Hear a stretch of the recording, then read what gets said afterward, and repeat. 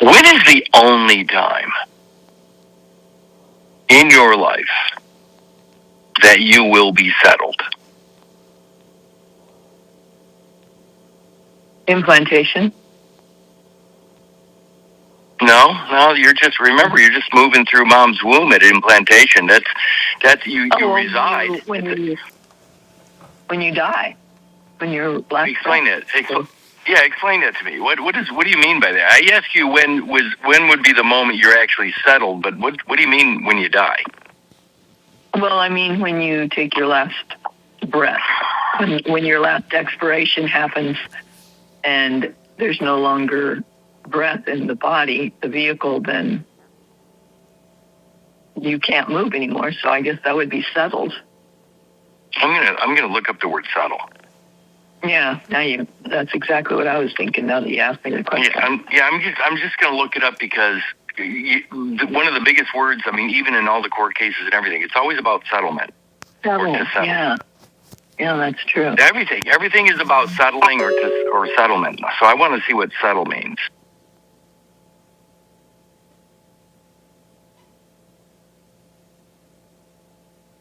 So you were right. I was thinking of, when you get implanted into the wall of the uterus, you are in that place, but it is for a certain amount of time, not forever. I mean, I'm not, but the zygote is. I mean, yeah, I am the father. Well, you're actually right, but in my head, to settle means to not move. Yeah. Okay, so I mean, all of the definitions at settle, they definitely work with what you said, to establish in residence. I mean, obviously, when you plant into the uterine wall, you're establishing a residence for a period of time.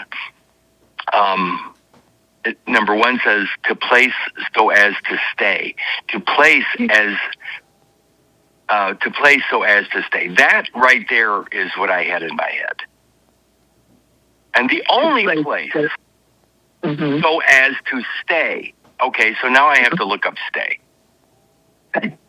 Because this is really important for people to start thinking more clearly about words that are being bandied about.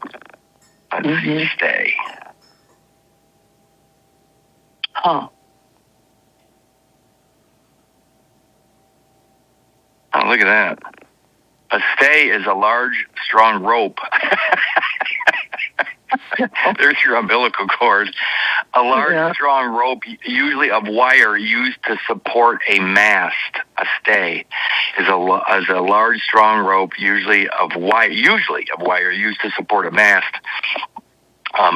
That's what a guy wire is. What I mean, they have GUY there. Yeah. But what's really weird is when they talk, somebody calls me a guy. That guy over there. Yeah. That guy over there. Look what a guy is. A rope, a chain, a rod, or wire attached to something as to brace or guide. A guy wire. Yeah. But I mean, to call me a guy. Yeah. Hey, you guys. Yeah. Hey, guys. What's up? But I mean, it also means man, fellow, person, individual, creature, all that stuff. Creature, by the way. Well, a person of. Go ahead. Go. No, go. No, I was just saying stays is also what they used to around women's bodies to cinch them in. Stays. Oh, is that what it was called, a stay? Well, the bone that holds it up, or metal. Yeah, I mean, they still use it in sewing in certain places too. You put stays in different ways. Oh, yeah. Yeah, so everything else, I mean, everything in settle. To fix, there it is right there. I knew it was in here somewhere. 5A is to fix or resolve conclusively. And then 5B says to establish or secure permanently. And of course, the example they use is to settle the order of royal succession. Interestingly. But think of to settle something. I mean, all of these make sense to me until I start thinking about the decedent estate. To settle a decedent estate. The idea of settle to me is to place so as to stay, and then stay at number 3 says to continue in a place or condition, to remain. And remain in my head are human remains. And human remains, where are human remains placed? In a burial ground, in a plot, in a churchyard known as a cemetery. Yes. A plot, a garden plot, a churchyard, whatever, but it's a cemetery. So to me, the ultimate settlement is a cemetery. Everybody in a cemetery is settled. Mm-hmm. Everybody in a cemetery is settled. Are they going anywhere else? No. Back to Earth. No, they're done. They ashes to ashes, dust to dust. They're settled. Mm-hmm. Mm-hmm. Their biology, devoid of spirit, devoid of breath. That's the final settlement. That's the final settlement. Yeah. And that's what bothers me, is because everything they're doing in their system is based upon a decedent estate. So all of the other settle terms come into play. Sure they do. Unless they're talking about a decedent estate, which is the birth certificated character. Right. The birth certificated character. And that character is fixed. To settle at number 3A says to become fixed, resolved, or established. Fixed. Fixed is the key word. This is the word I'm looking for, is fixed. Because the word that was stuck in my head this morning was goods.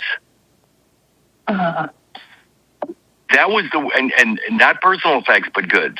Personal effects came from goods in my head, but goods that was the word that was stuck in my head. And the definition of goods that was really is really bothering me is other identified things attached to realty as fixtures. Fixtures.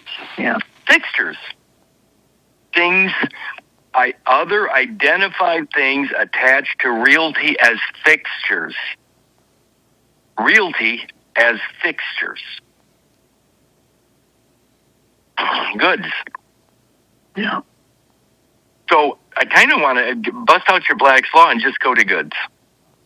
Okay. Black's Law 5th edition, right? Yep. Because I think goods... Yeah, thank you. The goods to me is the most important term, because the idea of goods and services. Goods and services. Mm-hmm.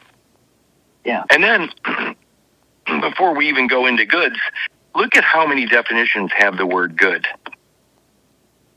I'm going to read them. I'm going to read all the words that have the word good in them, okay? In Black's Law 5th edition. It starts at good, G-O-O-D. Now look what good is, all by itself, valid. So something that is good is already valid. Wow. Okay. What was all that? You wrestling with somebody? I'm wrestling with my Black's Law book, sorry. Okay. My eyes are blurry this morning, so I got to get my other glasses on. Okay, good. Good. You got it? You're there? I'm there. Well, I'm going to focus just on this one sentence the whole time. That's all I'm interested in is other identified things attached to realty as fixtures. Because to fix something is to settle it. Yeah.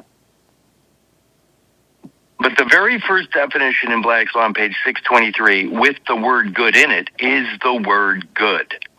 And look what good says. It says valid. The very first word of the definition of good is valid. Next, it says sufficient in law. Look what's the third word? It is effectual. Effectual, as in effects. Uh-huh. Well, that's why personal effects got stuck in my head. Uh-huh. Personal effects. Personal effects. If a good is effectual, then personal effects would be personal goods. Mm-hmm. I'm going to go to personal effects anyway. This And is all going one? to, yeah, personal. Okay, so there it is. This is amazing to me because let's just start where it all makes. Let's start at a simple place. The Constitution, the U.S. Constitution. Mm-hmm. I'm just gonna start here, work backwards to where I want to get to. U.S. Constitution text. I'm not going to read the Constitution. First of all, I don't read very well. Actually, I read great. I just don't read out loud very well. Full text. I'm at the National Constitution Center, and it says this is the full text of the U.S. Constitution. United States Constitution. It goes through all the articles, all the sections.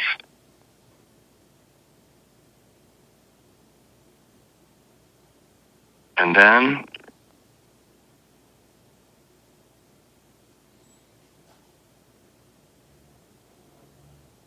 we get to this thing called the First Amendment.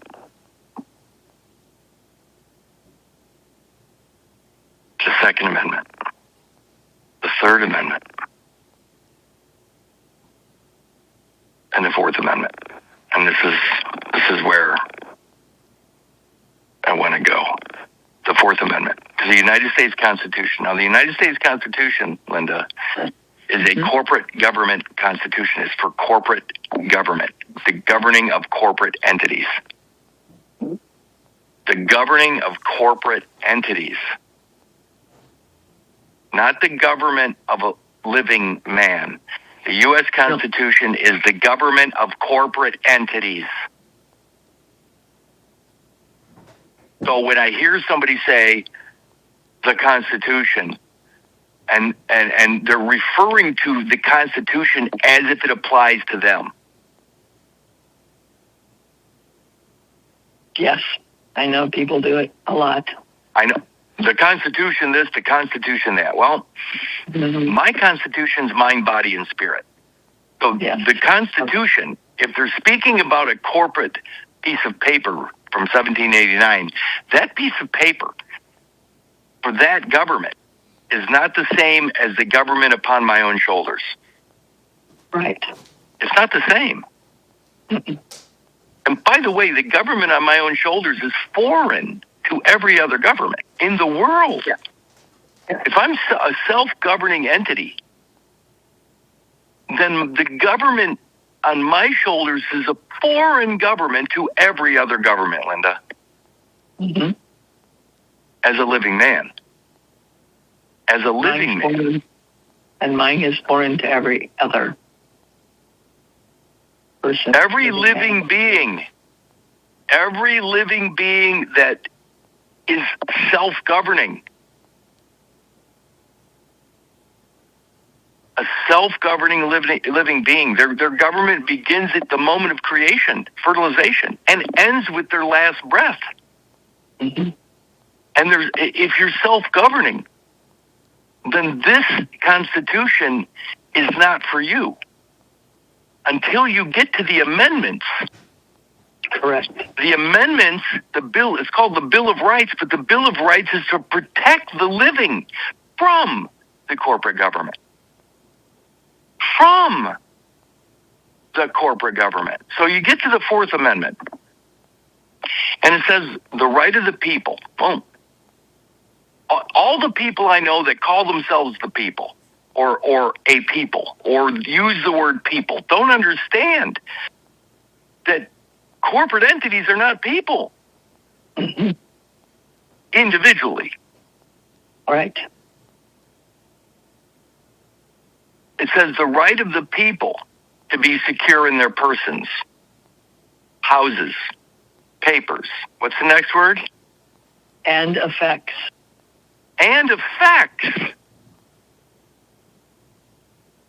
against unreasonable searches and seizures shall not be violated, and no warrants shall issue, but upon probable cause, supported by oath or affirmation, and particularly describing the place to be searched.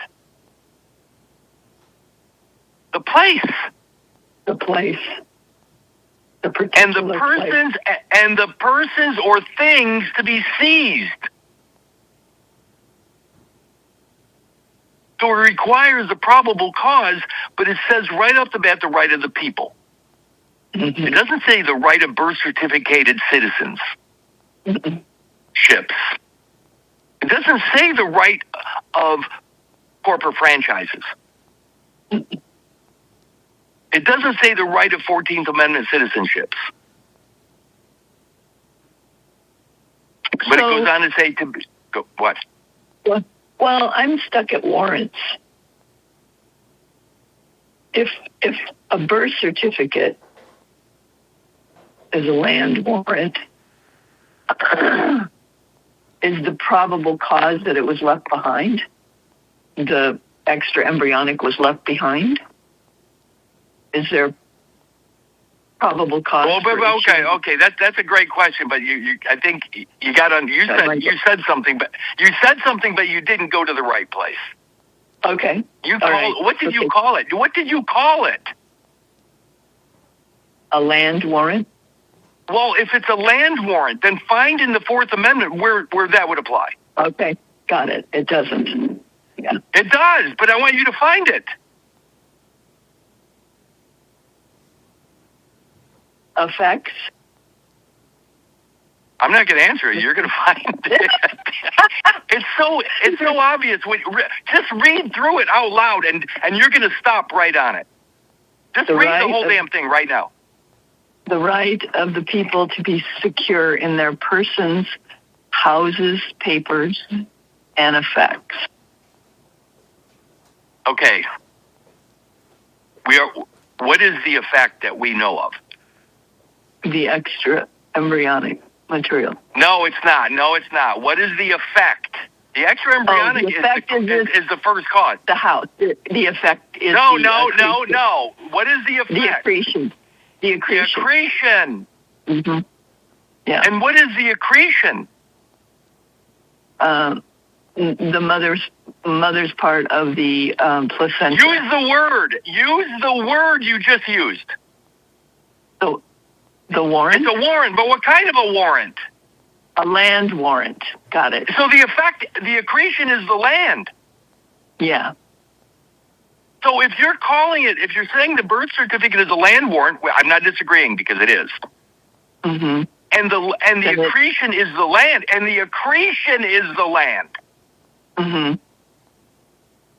Now you've already identified something in the rest of this Fourth Amendment. Keep reading.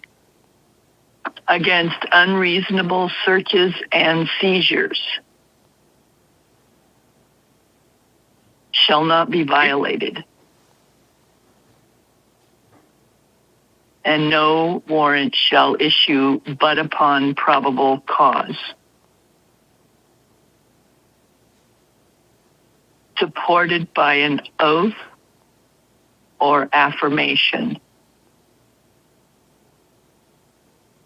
particularly. Read it. And particularly describing the place to be searched. There it is right there. There it is right there. Yeah.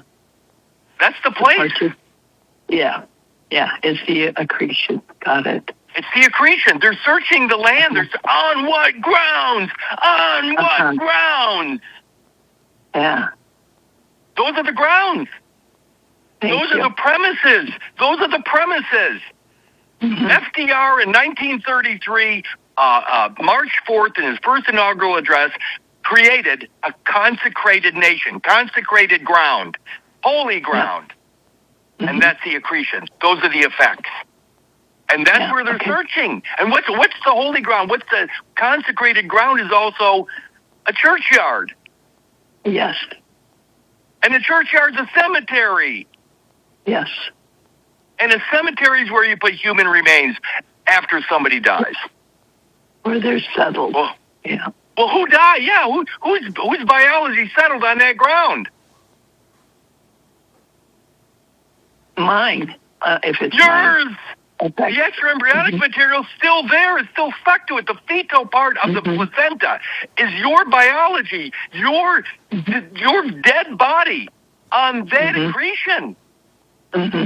Yes. It's starting to make sense.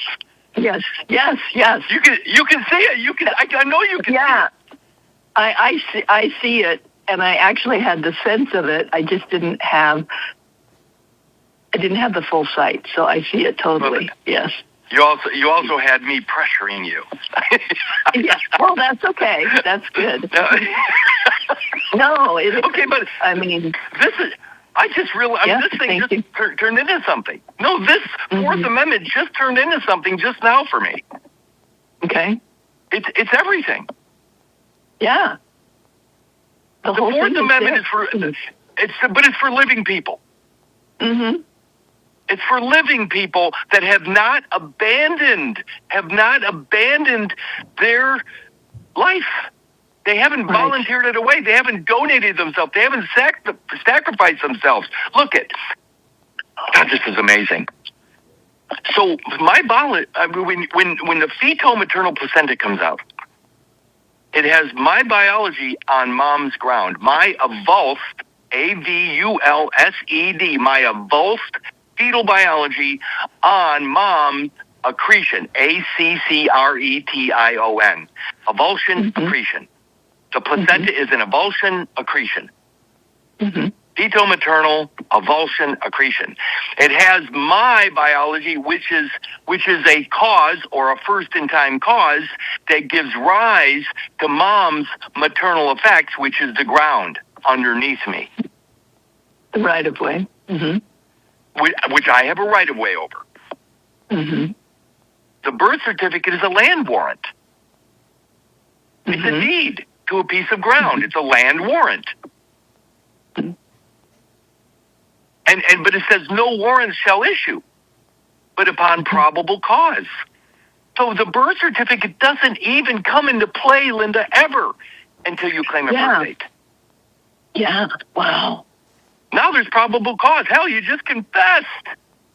Yep. You just confessed. Yep. Wow. And it says supported by oath or affirmation. Your confession is an affirmation, Linda. You're affirming the fact that you've donated your life as a security issue to the greater good. The greater good. Yeah. Yes. It's supported by your own voice, by your own acknowledgement, by your own confession. Wow. And now you're convicted. Of course, the word conviction means nothing more than strong belief. So when you have a strong belief in the date of birth or your birthday, that's the confession. Now you've just affirmed there's your probable cause. And now what are they going to do? It says by oath or affirmation, and particularly describing the particulars, the particular end. Now you're at war. Now you're at war. Yes. What's the definition of war? Competition over a particular end. Competition over a particular end. So now it says, and particularly describing the place. What place? The accretion. Right, the land that has a warrant now, the birth certificated land. And it says the place to be searched. And who are they going to find in that place? Me.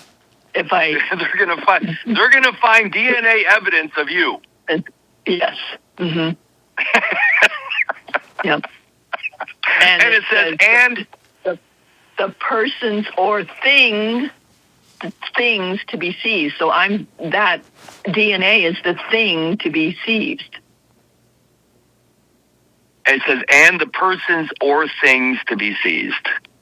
Once they have probable cause by your own admission to the birth date, which then it becomes a warrant. Mm-hmm. Their actions are based upon this warrant that you are sacrificing yourself. By the way, what's interesting is this piece of ground. Mm-hmm. Once you agree to this, and your body and blood, your own DNA has been sacrificed for the greater good, which is evidenced by the fetal-maternal placenta. That's your body and blood, Linda. Yeah. And that birth certificate is a memorial.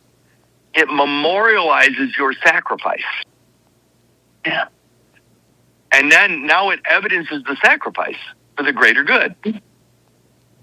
When now, you give the birthday. Now, if you leave it, if you let that dog lie, D-O-G, the image of God, the birth certificate is the image of God, but when you let sleeping dogs lie, but you don't volunteer or donate it, it becomes equity. Mm-hmm. It's equity. Equity in the United States. Your blood on the soil. Your body and blood on the soil of the Americas. There's the United States. You have 2 states united. The time in the womb and the time out of the womb. The sacrifice evidenced by the fetal-maternal placenta and you on the outside of the womb.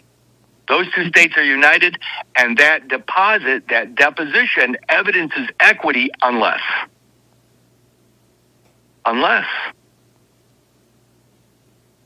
I give them a different choice by giving the birthday, date of birth. Unless you're at war. Mm-hmm. Unless I give an oath or affirmation, and then I'm at war. If you claim the birth date, a warrant shall issue. Yeah. If you claim it. Mm-hmm.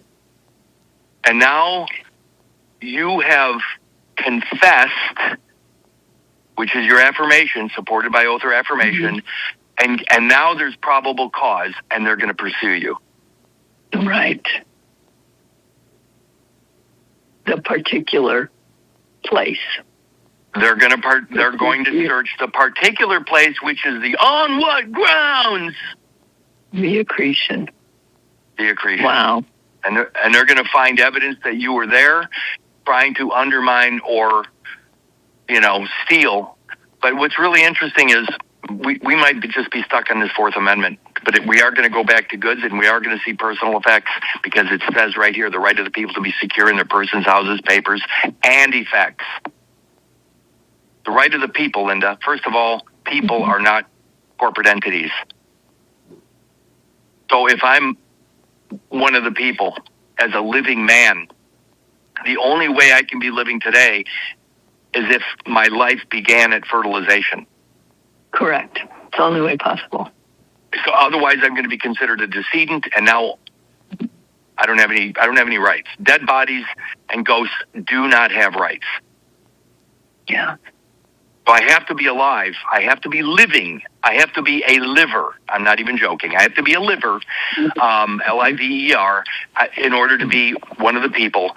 And I have to be one of the people in order for the Fourth Amendment to apply. If I'm claiming a birth date, Fourth Amendment's off the table, because a birth date is for corporate entities. Right. Okay, this is amazing. And if the Fourth Amendment is all off the table, all of the amendments are off the table. That's right.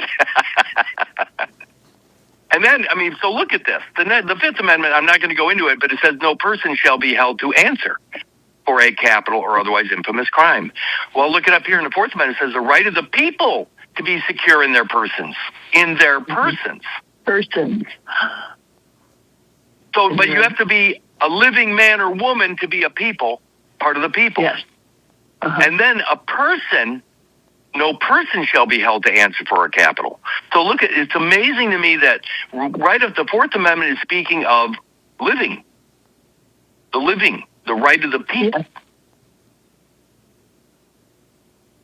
And then it says Yes. the right of the people to be secure in their persons. Well, most people go, well, person. Well, I'm going to go to the word person right now. Okay. At Webster's. In what? Oh, Webster's. Okay. Webster's. Everything will be Webster's unless I say Blacks. Because anybody can go to Webster's. Mhm. Okay, so Webster's. Look at that. It says human. Oh, Kirk, that's a monster. No, it isn't. Humanity begins at fertilization. Humanity begins at fertilization. Yep. What happens when all they have are human remains? Human remains, Linda, would be the afterbirth. The afterbirth is mishappen, misshapen. It's a monstrous mass of biology. It's a mass.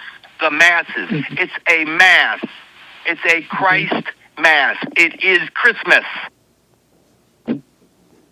But it's human remain. Yeah. The man's not there anymore. The product, remember that the zygotic, what's known as the extra-embryonic material, gave rise to the embryo fetus baby, now man. Yeah. But his vessel, the boat, the ship that he came in on, his castle, the castle he was residing in the womb, was left behind. It remains attached.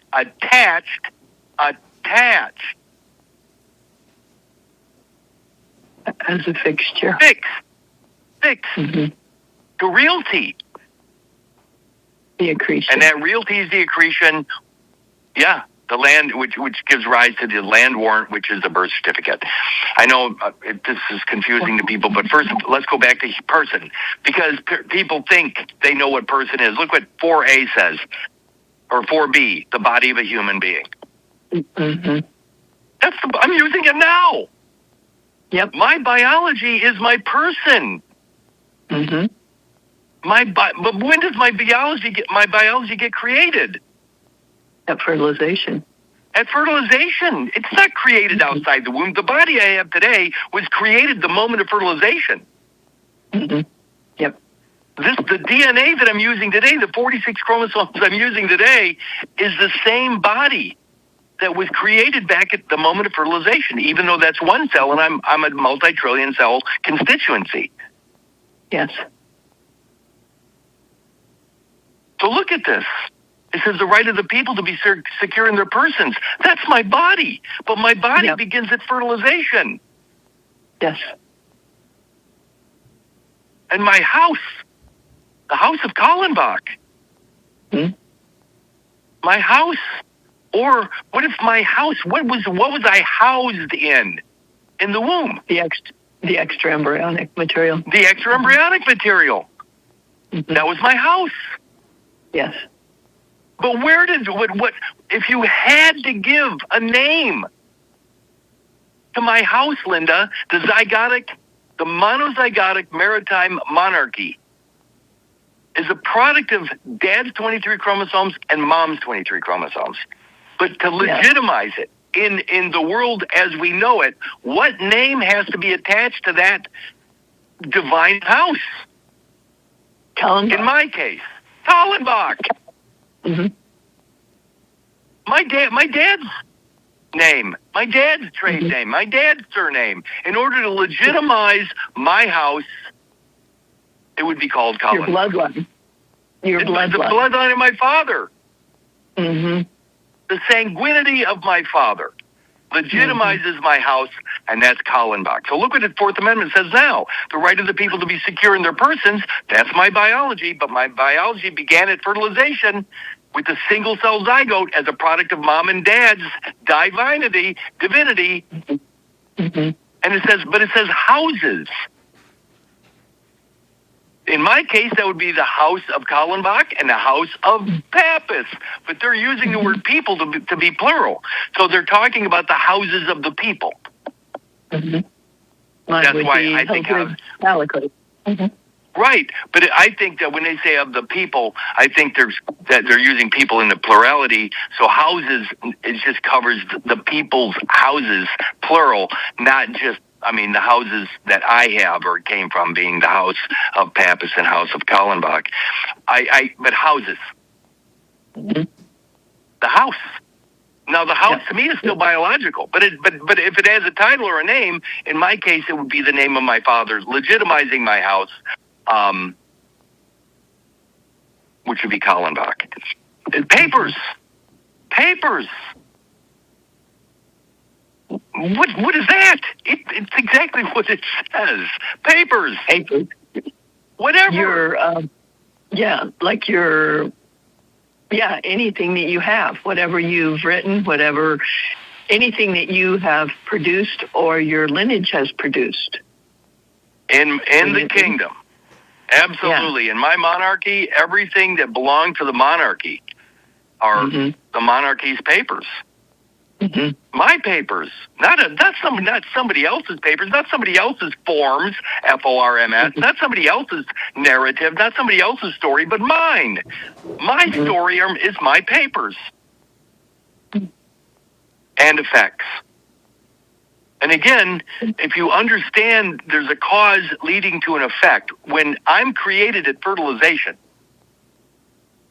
that's the creation of my kingdom, my monozygotic maritime monarchy. That's the moment of creation of that monarchy. Oh, Kurt, no kings, Kurt. Shut the fuck up, idiot. But that's mine. Yeah. I know. I just watched a discussion with 3 of my friends yesterday about no kings. I kept my mouth shut. You have to.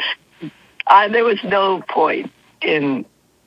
I had one person I had a discussion with it before, and she was like, "Huh, we'll have to have a discussion about this." But then the other 3, I was like, "I'm not even opening my mouth."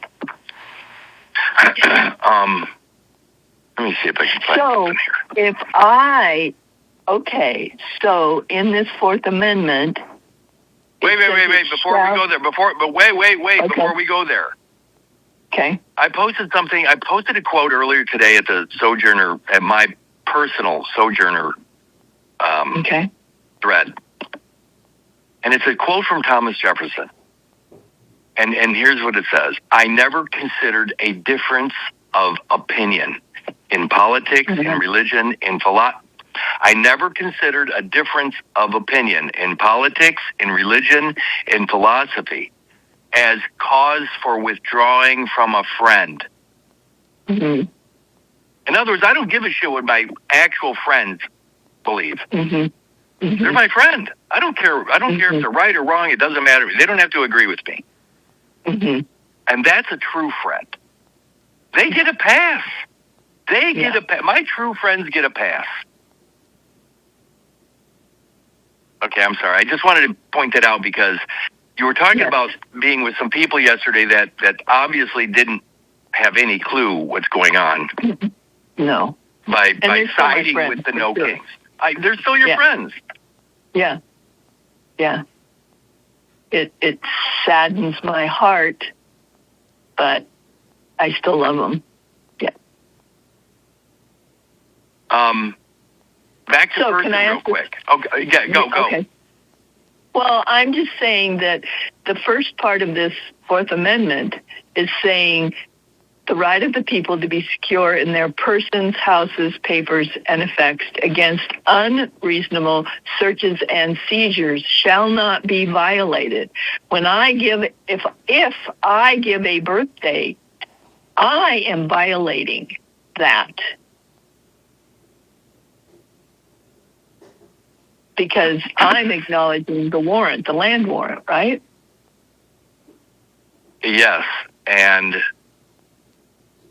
I read, I'm going to go to this part of my letter, and I'm going to go to this real quick, because it's important to know what you're doing. When you claim a birth date, you're volunteering something. And of course, equity does not aid a volunteer. But in my most recent letter, it says,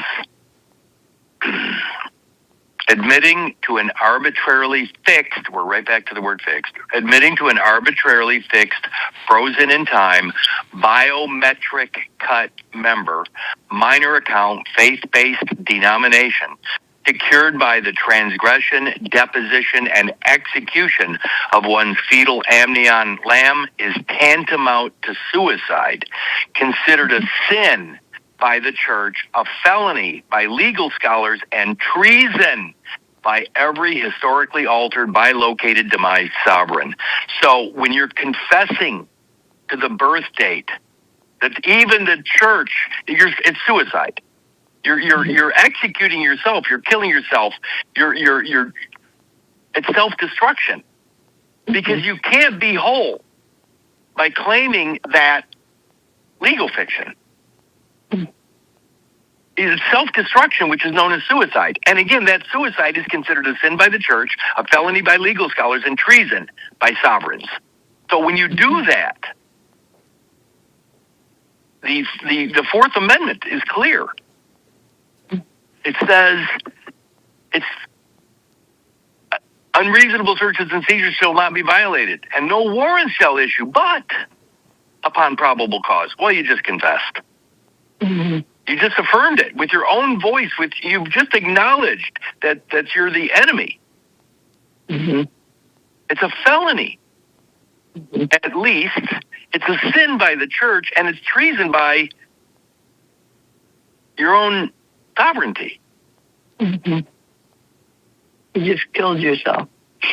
You just killed yourself. Mm-hmm. You just sacrificed yourself. And it's for the greater good. But that's, mm-hmm.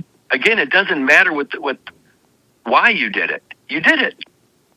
Mm-hmm. If they get you to buy into the greater good, yeah, and you become the sacrifice, no thanks. Yeah. You lose your equity. Yep. In fact, I'm going to Article 38 of the Lieber Code, and I'm going to prove it. Article 38 of the Lieber Code, which came out in 1863, April or 24th of April, 1863, during the Civil, CIVIL war. Look at Article 38 says, private property. Well, there's my kingdom right there. Unless forfeited by crimes or offenses of the owner. Well, there's your confession. Yeah. Can be seized only by way of military necessity. Well, military and infantry and infancy are all the same. Oh, wow. For the support or other benefit of the Army or of the United States. But the last line says, if the owner has not pled. If you stand your ground, if you don't give it up to the greater good, if you stand your ground, it says the commanding officer will cause receipts to be given. That's indemnity. It actually goes on to say which may serve the spoliated owner to obtain indemnity. But you got to stand your ground. Yeah. When you confess to the birth date, you're not standing your ground. Mm-mm. You're abandoning your ground. You're a deserter.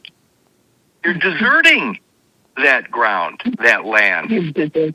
Yeah, you've deserted. You're a deserter. How do they treat deserters in the Army or in the military or whatever? You're deserting it.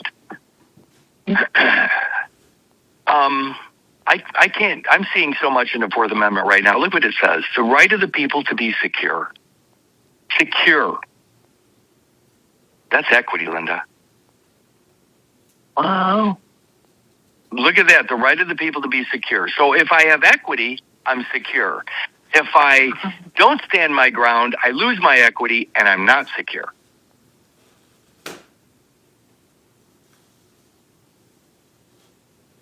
I sat and I left on that short video that you recommended everybody should listen to yesterday in Telegram, the guy talking about corporations. Ooh, I'm glad you brought that up. And it keeps echoing in my head as we're having this conversation. I know. That's why everybody should listen or watch that 100 times. Yeah. That's exactly what I'm glad you brought that up, because the corporate is not the man. Mm-mm. People don't understand the Civil War, Linda, was not about giving melanated, dark-skinned or melanated-skinned people rights. It was about giving rights to persons of color, not colored persons, persons of color.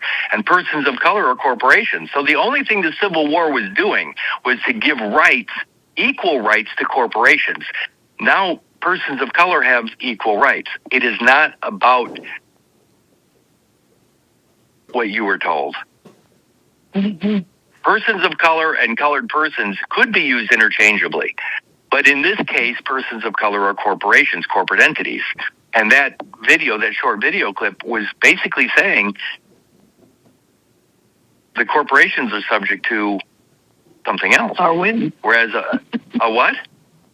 It's subject to the whim of the author, whoever created that corporation. They can change the rules anytime they want. And they do. Mm-hmm. So yes, the only ones that have access to the Bill of Rights. Oh, Kurt, I have Second Amendment rights. I can carry a gun. I can do whatever. No, you can't.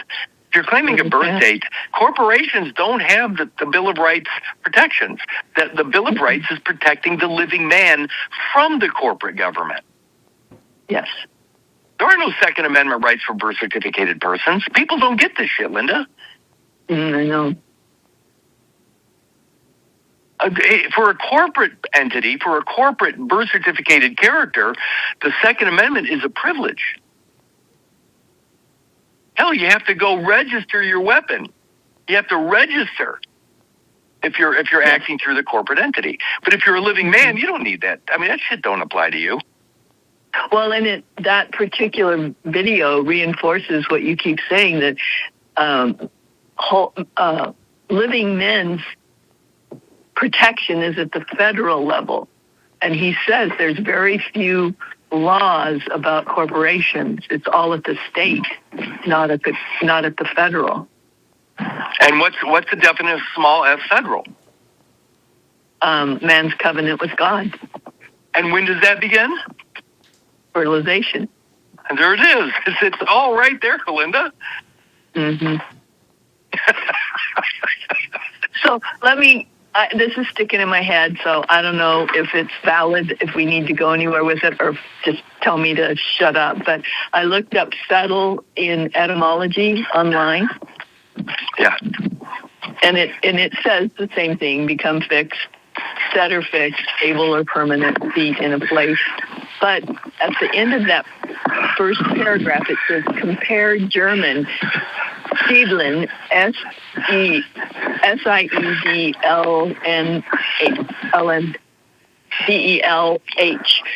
Excuse me, I apologize to anybody that speaks German. It says to settle or to colonize. And they call a settlement is a colony. And I keep thinking that we ourselves colonize from fertilization, but everyone they collect through the birth certificated land warrant colonizes that, but it increases that. I can't think of the word, what I want to say, but it makes it bigger. It increases the decedent estate entity. So anyway, that's where I went. But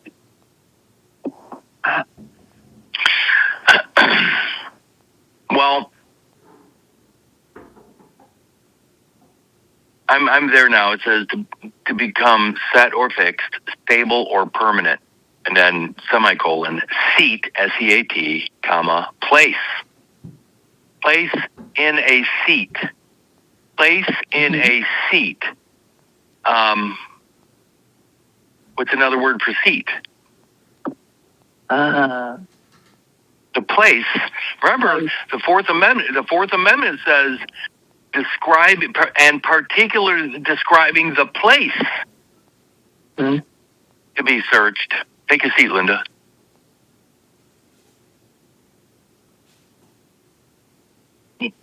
I know this answer. Well, look at what is seat. A particular, when I look it up in Merriam-Webster's, it says a particular part of something. So seat would be... S-E-A-T? Yeah. Uh-huh. Right. A particular So- part of something on which one rests. Yeah. So that would be... Where in Genesis 2:2, Linda, where does God come to rest? On my shoulders. On the seventh day, God comes to rest. Where does God come to rest? In the accretion. Yeah. In the uterine wall. Mm-hmm.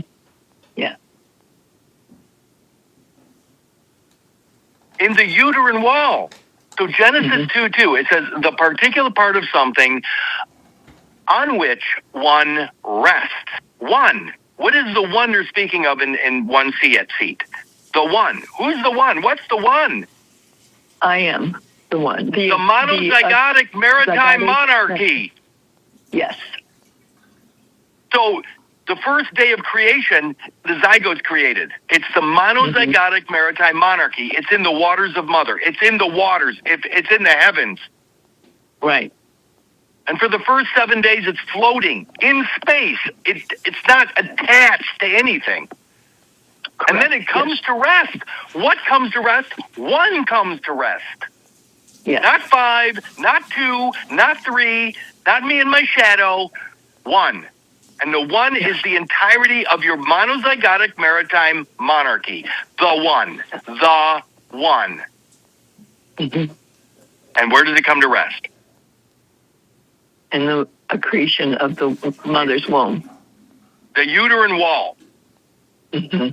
And mom has prepared that ground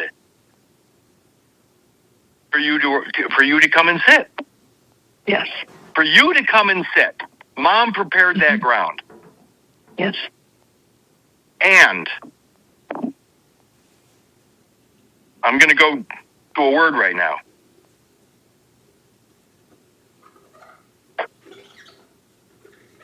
The word is court.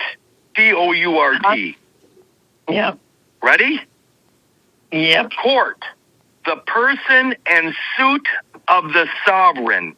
The place where the sovereign sojourns with his regal retinue, wherever that may be. What are they talking about? They're talking about the place is the accretion and his regal retinue is the extraembryonic or the monozygotic maritime Monarchy. What I'm getting at is it's always the same thing. It's always the same biology. They might change the story 1,000 different times, but it's always the same biology. It's the same biological journey from fertilization to last breath. Seat, to be seated, the seat of government, the seat of the court. A particular place where something on which one rests in sitting. The particular part, of something. The part of something. The particular part of something. The something is the uterine wall. The particular part is the accretion mom created specifically for me to land on. Yes. And The particular part of the uterine wall on which I, the one, monozygotic maritime monarchy, comes to rest. Yes. And that's my throne. That's where I sit. That's my throne. That's the court. Yes. It But says it it right says there. in Black's Law, on page 318, the person, there's my body, Linda, there's my body, the person, there's my biology, and suit of the sovereign, the suit, the clothing, the vestment, the garment that evidences. Yes. It says the place where the sovereign sojourns with his regal retinue. I'm going to go to one more word here. I'm going to go to retinue. Regal is obviously royalty. Retinue.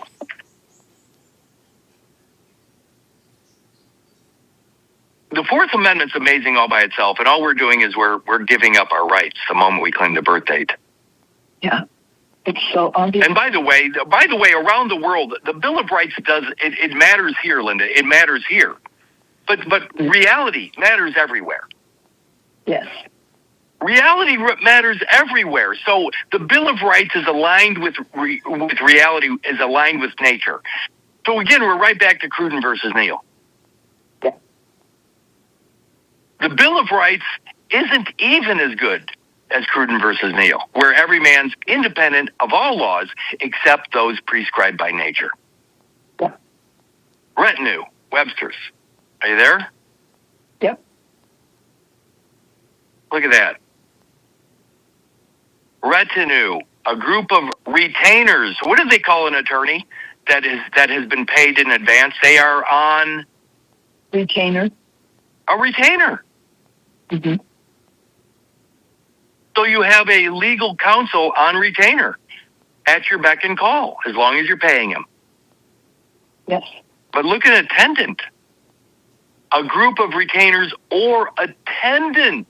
I'm going to go to an attendant, because now you're going to see something.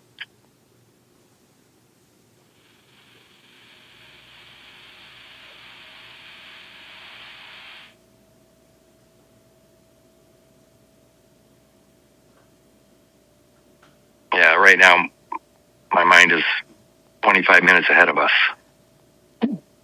More coffee. More coffee. I just went up and got it. Look at this. Attendant. One who attends another to perform a service, especially an employee who waits on customers, something that accompanies concomitant. An attendee. Accompanying, waiting upon, or following in order. Following in order to perform a service. If I'm first, Linda, if I'm first in time, if my monozygotic maritime monarchy is first in time, the effect of me existing, I'm the cause, the effect of me existing, that follows in order. What is the thing that follows in order, Linda? The accretion follows, and my body follows. It's the flower. Well, the accretion follows. No, your body's already existing. Your biology already exists. It doesn't follow anything. It doesn't follow anything. You're the source of everything. You're first in time, so everything follows you, or it doesn't. Yes. At CRM 1624, you can tell everybody to not follow you. Do not follow. You can do it if you understand you're a foreign sovereign. You can do it, but you better understand it. But look at it here. Something that accompanies. I'm gonna click on concomitant.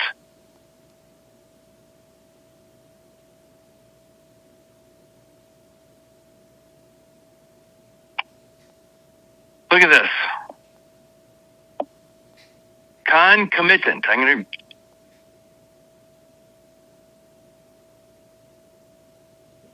I can't get it to speak. Concomitant. Oh, concomitant. Look at that. Concomitant. Concomitant. Do you hear that? Yep. Concomitant. Look at it. Accompanying, especially in a subordinate. Accompanying in especially a subordinate or incidental way. And at noun it says something that accompanies, here it is, or is collaterally connected. Is that the accretion? Yes. Collaterally. It's collateral. Mm-hmm. If you don't exist, it doesn't exist. Collaterally connected. Mm-hmm. So if the land warrant, the birth certificate is a land warrant, and I am attached to that land with my biology, the fetal part of the placenta. If I'm attached, then I'm collateral to it. Yes. If that 46 chromosome collateral biology to me is brought into a court case, then I become collateral damage. Yes. I do. I'm collateral to the land warrant, Linda. The land underneath me, if that's the land, if that's the bounty land, if that's the land warrant, and they're using that land warrant in a cause of action, then I become the collateral. Yes. And collateral is to pay for something. Mm-hmm. I'm the surety. I'm the one that's paying for everything for that land. Any actions brought upon that land, I become the collateral damage. I do. This body becomes the collateral damage because it is the same exact. So when I confess, Linda, I'm going back to the Fourth Amendment. Mm-hmm. No warrants shall issue but upon probable cause supported by oath or affirmation. When I affirm the date of birth that places my biology on that land, I become collateral. I become the surety for all claims upon that land until that land, which is now considered public, becomes private. When I do what I need to do, which is called the acquisition of sovereignty. Yeah. When I know what to do, and that no man's land becomes my property through my achievement, my understanding that it's actually a right of way for me. Mom created it for me, specifically for me, and only for me. Hell, I'm its only occupant ever. Right. When I understand all that, then what was once in the public trust ends up being private land for me. Private land for me. And now it can never be in a cause of action, a public cause of action. The public can't make a claim upon me, ever. No. The public can never make a claim upon me once I achieve, through this knowledge, the acquisition of sovereignty. When those bounty lands become mine through my mind and memory, Linda, now the Fourth Amendment kicks in. Yeah. Because I'm a living man, that property's mine. It was once held in trust, public trust, but now it's not. Once it's removed from the public trust, the public can never make a claim upon it again. By the way, can any police officer act upon private land? No. No. Can anybody act? Can you tax private land? No. Do you realize this is the answer to everything? Yes. It's the answer to everything. Your monozygotic maritime monarchy intact from fertilization of last breath is the answer to everything. Yep. You don't have to fight. The war, by definition, is competition over a particular end. When you know that you're whole, W-H-O-L-E, from fertilization of last breath, there is no particular end, and there's no particular end to fall into the public trust. And if it didn't ever fall into the public trust, you're always private. And if you're always private, you cannot be brought into these public causes. And they can't follow you. I mean, all of it falls into place. The 67th Congress, Chapter 67 of the Congress, all of it. Chapter 12. Throughout the Chapter 12 of the 67th Congress. And you kill it all by affirming the birthday. Whoever does that. It's a confession to a crime that you're using public property. Mm-hmm. For personal use. You haven't earned it. You haven't won that over. It's not yours to use until it is. Mm-hmm. Wow. In my letter, let me see if I can find that again. I don't even know. Is it still up? Let me see if I can find that. in my letter,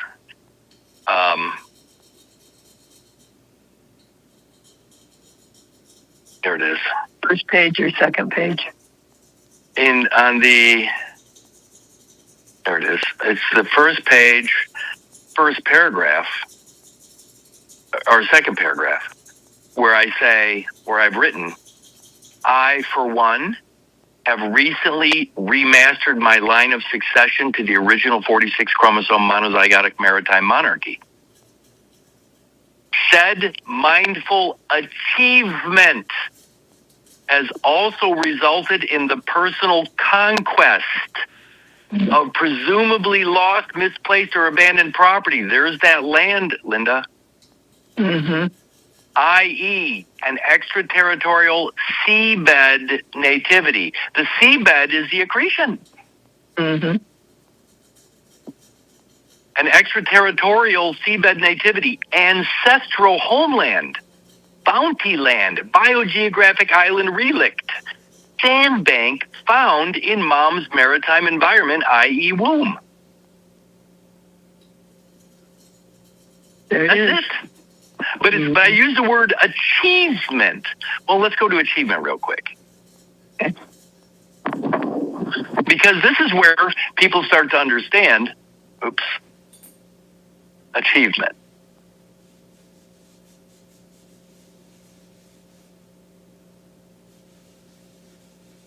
ACH. Achievement.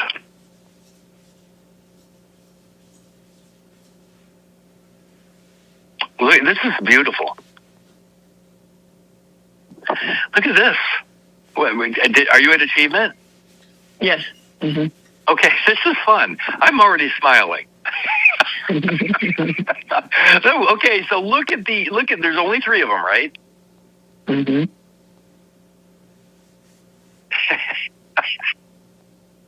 What stands out right off the bat?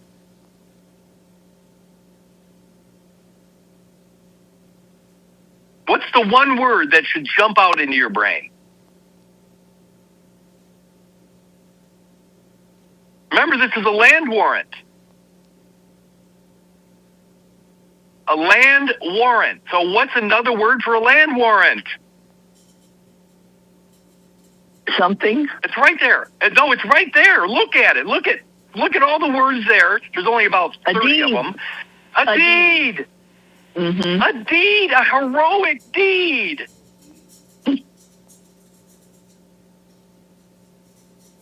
This is the hero's journey. Yes.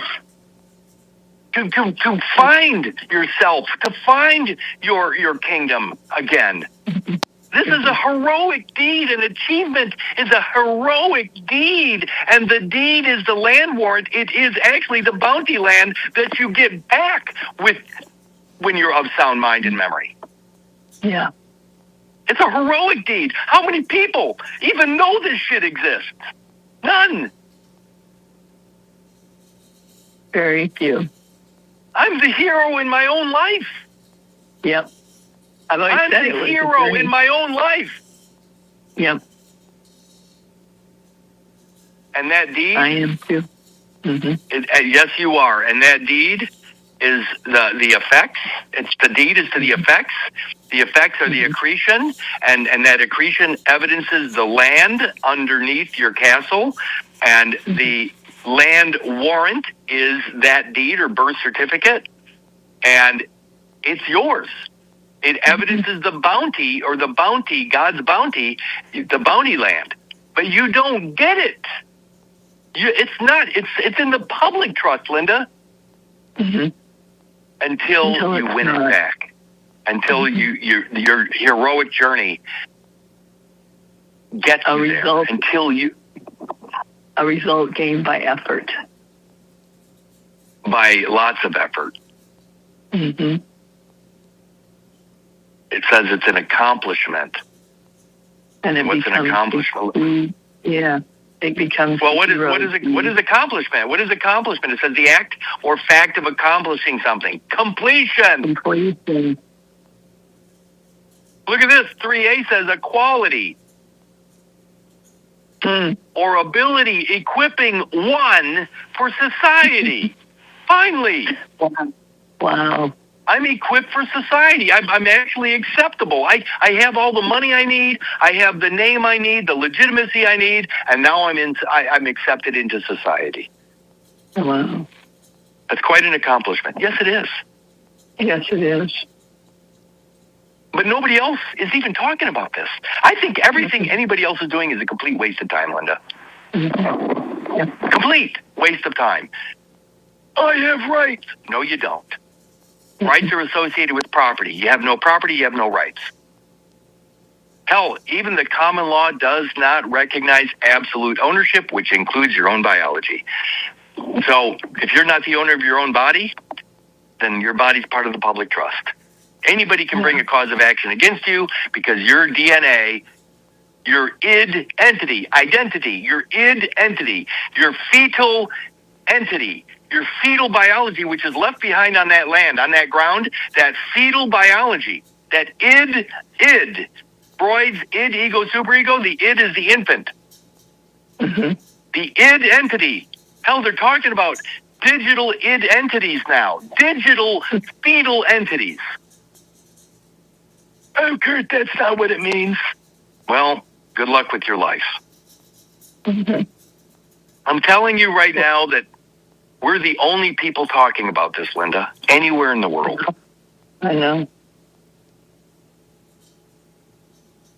Yeah. And the Fourth Amendment. I mean, just the word common tells you that it's part of their story because it says public. Right. The first definition is public. Are you at Webster's? Yeah. Common. Common. In common. Now, the only thing in common you and I have is Mother Earth. Mm-hmm.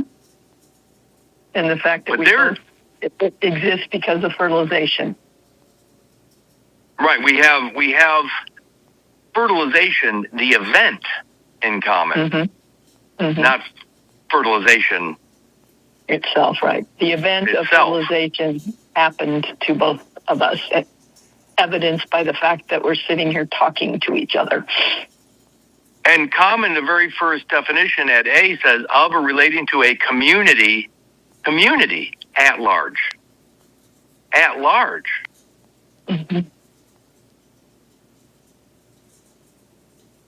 And the birth certificate is considered a statute at large. What's funny, though, is when it's not at large, when you actually have it under your control, it's not at large. I'm going to go to at large. I think at large is actually a legal term. Yes, I believe you're right. Let's see if at large is a legal term. Oh, there it is, at large. Look at large. Not limited to any particular place, district, person, matter, or question. Not limited. Not limited to any particular place, district, person, matter, or question. Open to discussion or controversy. Not precluded.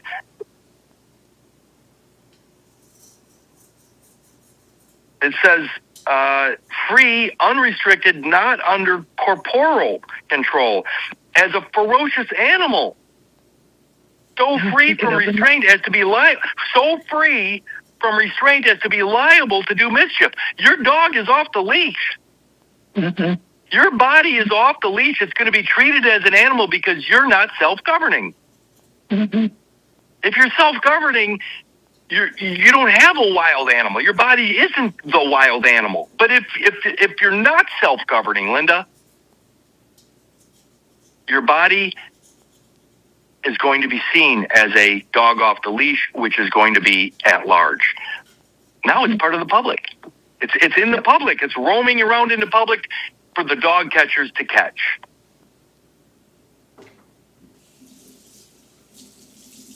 Wow. At large. But that's what it says here. Common. Of or relating to a community at large. Common, the common man is subject to public law. The common man is subject to public rule. The common man is subject to public policy. I'm not. My monarchy, I'm sorry, no kings people. You're fools. I'm not trying to offend anybody. It just disgusts me that people could be misled at this level to give up their own personal kingdoms, their monarchies. But remember that the people, the right of the people, by the way, the Bill of Rights, these guys that wrote this stuff, they considered themselves sovereigns in and of themselves, sovereigns without subjects. They were a kingdom within themselves. My kingdom began as a single cell, Linda. My monarchy began as a single cell. And then through evolutionary due process, it evolved into me. But it's the same 46 chromosomes from beginning to end. So the right of the people, they're talking about those that are self-governing. By the way, I put a quote up. I came up with something years ago, and I put it up at Facebook today, and it is this. The greatest gift I can give to another is to remove the burden of my life from his shoulders. Meaning that this right here, the people that wrote the amendments are thinking in that way. That I'm not going to be a burden to Linda. I'm not going to be a burden to anybody. I'm going to be self-governing. I'm going to keep my dog on a leash. Yes. I'm going to keep my dog on a leash. The image of God, the statute that they created, the birth certificate and statute is that. It evidences that image, that D-O-G, which is the image of G-O-D. And if your D-O-G is out of control, out of your control, it's going to be picked up by the dog catchers. But let's go back to the Fourth Amendment, because I can't even believe how big this got. The right of the people. Well, again, that's not the corporate entity, Linda. Well, first of all, let's go to the First Amendment. It says the right of the, I'm going to one of the, right in the middle here, or the right of the people peaceably to assemble. Is that at war? No. How do you peaceably assemble with something that's been violently removed from you? How do you peaceably assemble something, a section, some biology that was violently cut off? How do you peaceably assemble that? To knowledge. Of sound mind and memory. Mm-hmm. Of sound mind and memory. I'll go to mind and memory again. You're saying using the word knowledge, and that's correct. Knowledge is correct, but mind and memory is what they use. Knowledge is correct. Mind and memory.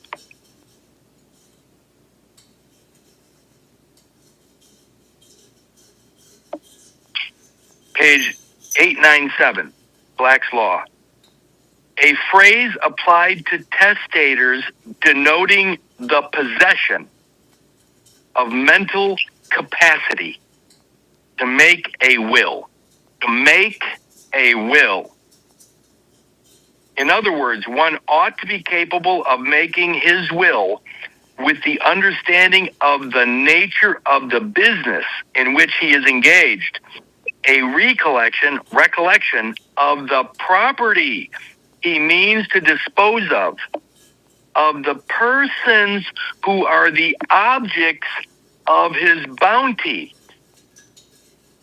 Is not the birth certificate a person? Yes. It's considered a legal person, isn't it? The birth certificated person is a person. Mm-hmm. And it says, of the persons who are the objects of his bounty.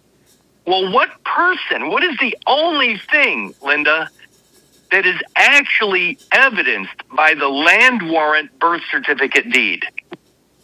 The accretion. The accretion, and that's the bounty land. Yeah. It says the objects of his bounty. So the bounty is the land that your fetal biology is still attached to in the feto-maternal placenta. Yeah. The fetal part, the feto part, is my extraembryonic material. Mm-hmm.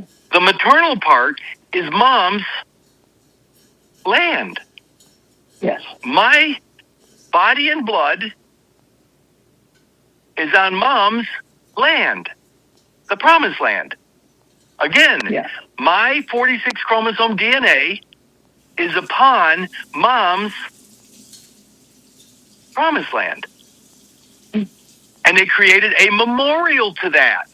The memorial is that land warrant. Yes.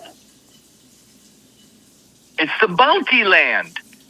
If I don't become the hero, if I don't achieve the acquisition of sovereignty, then it falls to the public, under the public care. Yeah. Now it's public lands, Linda. Mm-hmm. If I stand my ground through sound-minded memory, it's private. Yeah. It's one or the other. Yes. If it's in the public, they can bring a cause of action against me. If it's in the private, nobody can speak of it. It's mine. Yes. So when people talk to me about trusts, Linda, I'm sickened, Yeah. because private property in reality does not require a piece of paper. My biology, my kingdom is bound.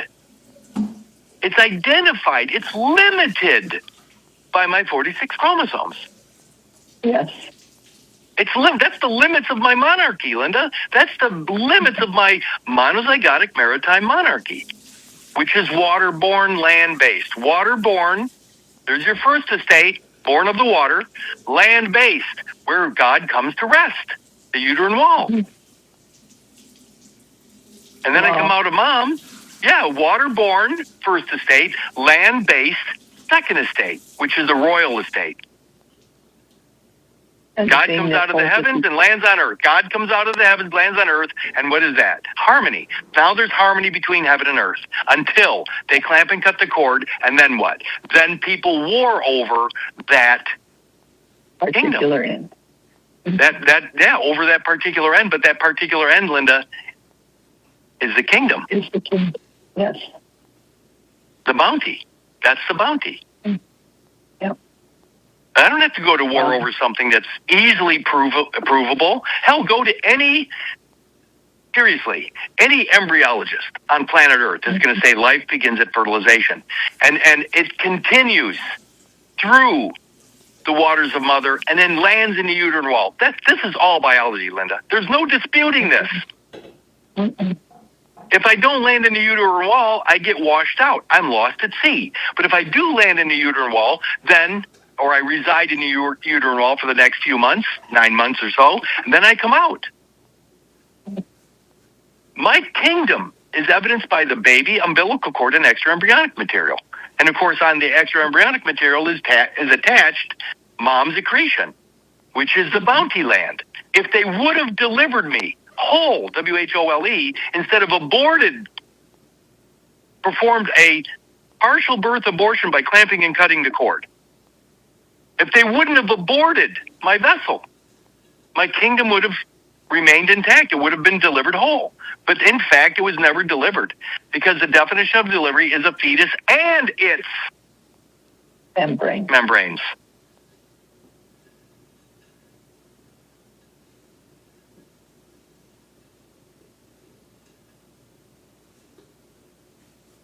The First Amendment, the right of the people peaceably to assemble. Mind and memory, Linda. Mind and memory. The persons who are the objects of his bounty. The land under my castle. The land under the ark. A-R-K, the boat I was traveling in. My extra-embryonic material, Linda. The body and blood left behind. Evidenced on that now island. Remember, once that uterine wall accretion leaves mom's body, the motherland, once it leaves the motherland, it becomes taken as an island. It's an island separate from the motherland, Linda. But it is the motherland. Mhm. It is part of mom's uterine wall. But when it comes out, it's separate from mom, and it becomes an island territory, an insular territory, sometimes called an insular possession of the United States, but only as a gratuitous bailment that only exists if it's abandoned or presumably abandoned. It's not. So the United States, in our case, is using it as bounty land to give to the heroes, Linda. The heroes receive this through their achievement of mind and memory. The hero's journey. A heroic deed. Yes. A heroic deed. It's the hero's journey, Linda. Back to consciousness, back to reality. That's the hero's journey. The hero's journey is back to reality, which is right back to Cruden versus Neal. Every man is independent of all laws except those prescribed by nature. When you finally get in alignment with nature, Linda, from fertilization to last breath, that's the hero's journey. Now you're conscious again. You're fully awake. And when you're fully awake, you have all the rights, titles, and interest to everything in the present moment. Yeah. In the present. It's not lost to some historical record, some Gregorian calendar, civil calendar realm. It's not lost in that fiction. You have total control over it in the present moment. When I sat for my 5th grade class picture, Linda, what day was it? Today. It was today. So let me ask you something. If the events of that day, the class picture day, if I found something, if I found a watch in the grass and I picked it up and nobody claimed it, so it was mine. The watch that I found back the day of my 5th grade class picture, would it be my property today? Yes. Of course it would be. Everything that's happened throughout my lifetime, the lifetime of my monozygotic maritime monarchy from fertilization to this moment, is personal and private property, Linda. Yeah. Everything, all my energy, all the productivity. Hell, I mean,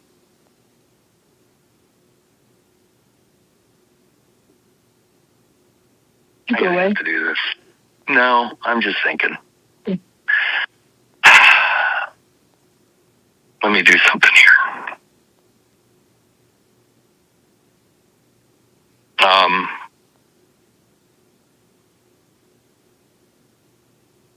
Oh, that's not it. There it is.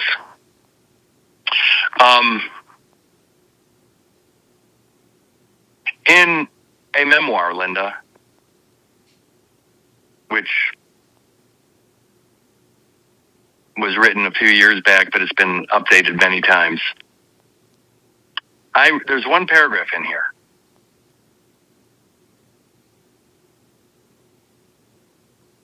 I have my computer's really slow. I have too many windows open. I'm just trying to get rid of something.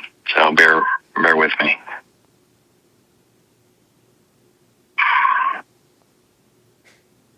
There it is. Do you mind if I read this? Not at all. I'm going to read it because it evidences, it's the only thing I know. I mean, I've written a lot of good stuff, Linda, don't get me wrong. But this memoir, is like, I'm looking at it right now, and it kind of explains the hero's journey. Consciously. Mm-hmm. A conscious journey back to reality, to a fully awakened state. A fully awakened state. Oh, I got to read this. Somebody posted this at, let me see. It's such a, I wonder if I can find that. I love this thing. I wish I could have saved it somehow. I don't know that I did.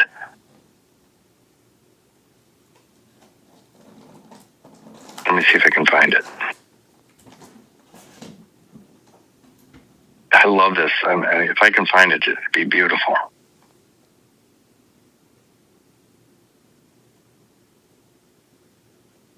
There it is. This is from one of the PMA members, Inga. Mm-hmm. She's amazing. And I don't know whether she came up with this, but if she did, it's brilliant. It says, I occupy the state of being. Mm-hmm. I occupy the state of being. State of being. Mm-hmm. When did your state of being originate? Fertilization. Fertilization. I'm the only occupant of that state of being, Linda. I'm the only one. Mm-hmm. Nobody else occupies my state of being. Mm-hmm. Nobody else occupies my state of being. Mm-hmm. It's the supreme being. But this is such a beautiful thing. I might have to use it. Thank you, Inga.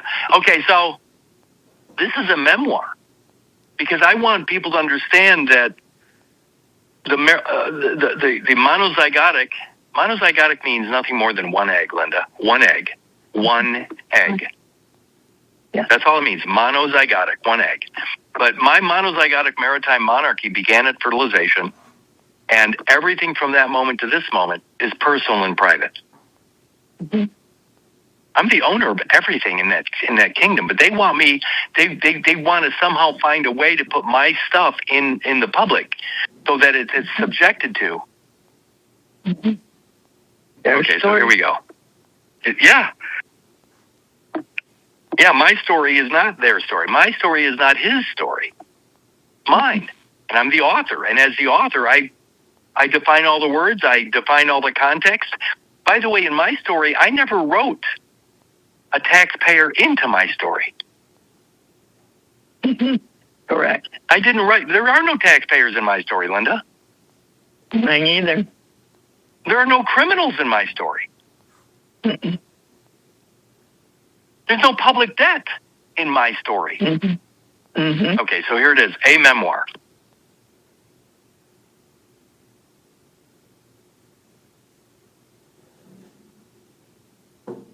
For convenience and consistency between the classic and modern states, I, as author of my story, am moved by 1, the scientific method, 2, first-hand experience, knowledge, and 3, sound mind and memory of the entire truth of the matter.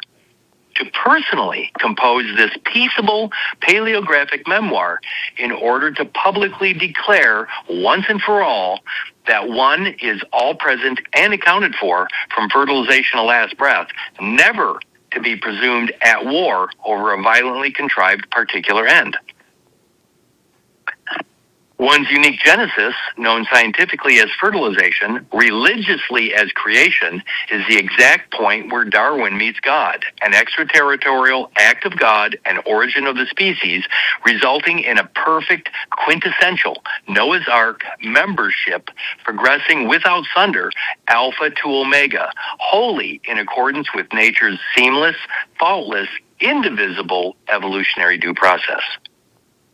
One's first-in-time ark membership is the manifestation of the divine unity of Dad's 23-chromosome sperm and Mom's 23-chromosome ovum, constituted as one intelligently designed evolutionary 46 chromosome monozygotic maritime monarchy, an original package wrapped in pellucid membrane, i.e. ancestral goods, converted to a benefit via land grant, letters patent, birth certificate, etc.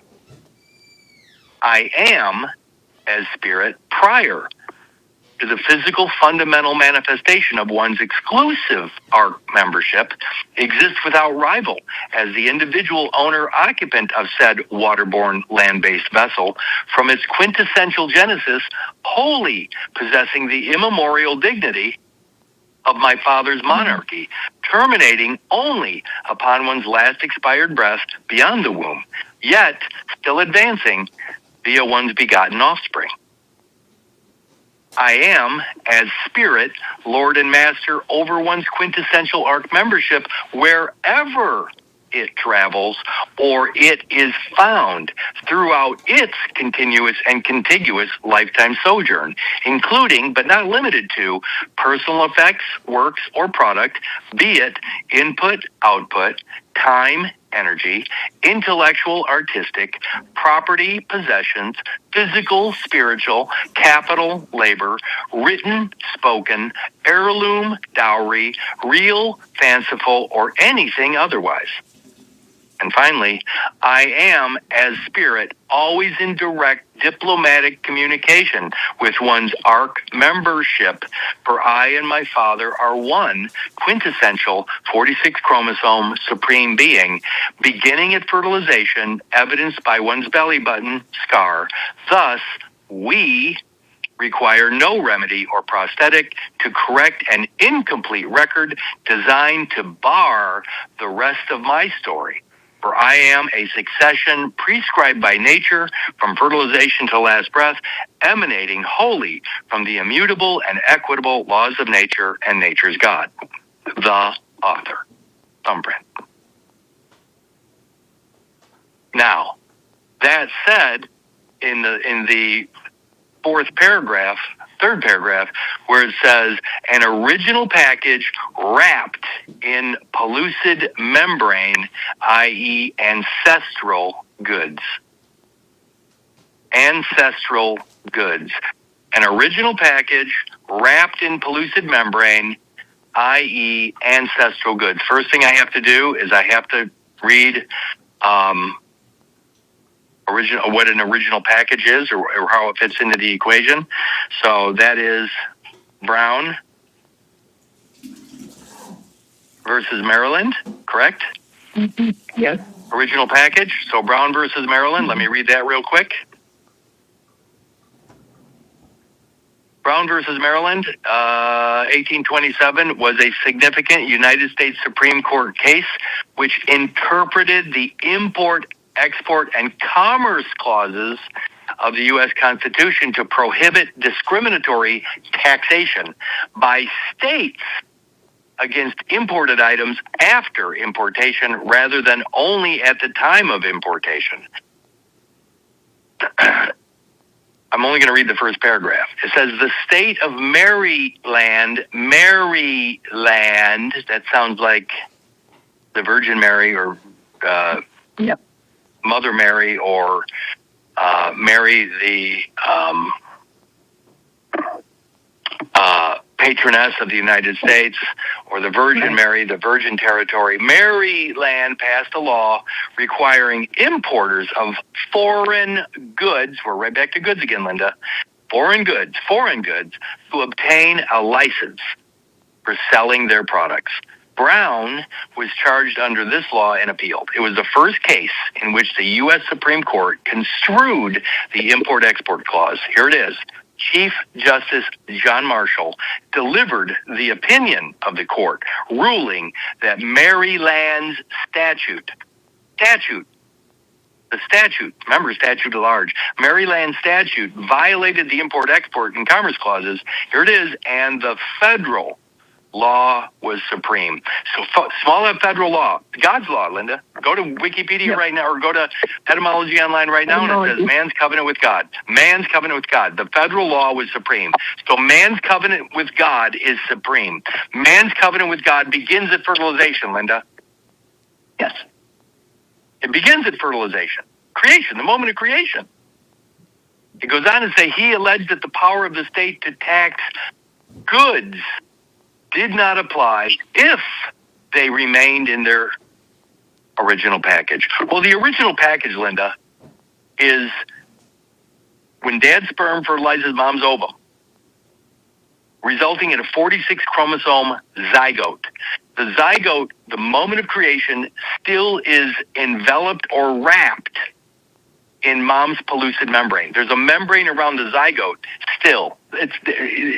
Some scientists, even some religious scholars or Catholic scholars, say that pellucid membrane is the zygote's original skin. But it's all considered part of the same kingdom, the monozygotic maritime monarchy. It's all part of that. So that's the original package.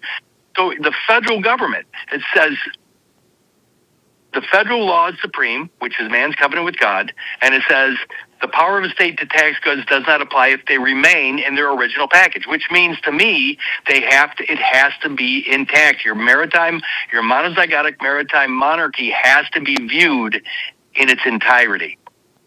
Yes. It has to be seen as the first estate monarchy. Yes.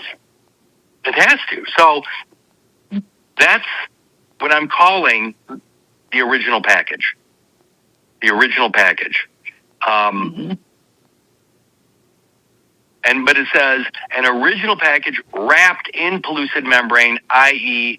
ancestral goods. Ancestral goods. Well, ancestry. Evidencing everybody that came before me, Linda, 2 by 2. My mom and dad, they're 2. Their moms and dads are 2. So my dad's mom and dad are 2, and my mom's mom and dad are 2. And their moms and dads are 2. So all of these biological animals, 2 by 2, Linda, 2 by 2, all the way back to the origin of man. That's equity. That's equity. Yeah. Everything that came before me, Linda, is equity. So the original package evidencing my ancestral goods, the goods, all the way back. And where are those goods located? Well, again, if you go to goods at Webster's,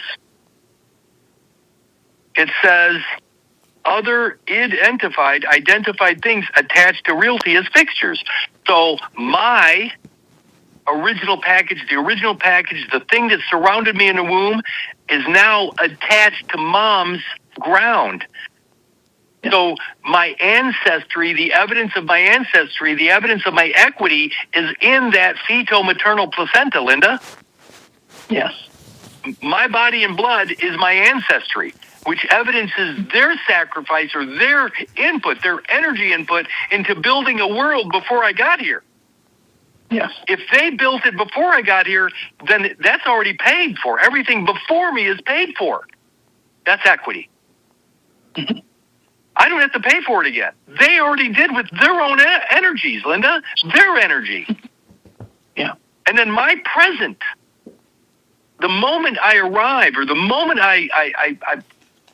my biology, my kingdom is created, that's all the present for me. So my present, I have to be responsible for my present. Nobody owes me anything in the present. But I don't have any public debt because it's already been paid for by all their blood or sweat equity or energy or whatever words you want to use. It was already paid for before I got here. I have no public debt. But while I'm here, I have to take care of myself. Again, the greatest burden or the greatest gift I can give to another is to remove the burden of my existence from their shoulders, which means I pay my own way while I'm here. But I don't have any public debt, Linda. Do not confuse me taking care of myself today with the public debt because I don't have a public debt. Right. I have equity. There is no debt. My body and blood sacrifice on that accretion evidences the ancestral goods, and those ancestral goods evidence my equity. As long as I stand my ground, Linda, I have equity. If I sacrifice myself, equity doesn't hate a volunteer. Does that make sense? Yeah, absolutely. So going back to the Fourth Amendment, and by the way, settle, the very first word we picked up today. So at intransitive verb, number 1, intransitive verb, it says to come to rest. Genesis 2:2, Linda, on the seventh day, God rests. So my monozygotic maritime monarchy comes to rest. The creation of God, God's creation comes to rest in the uterine wall.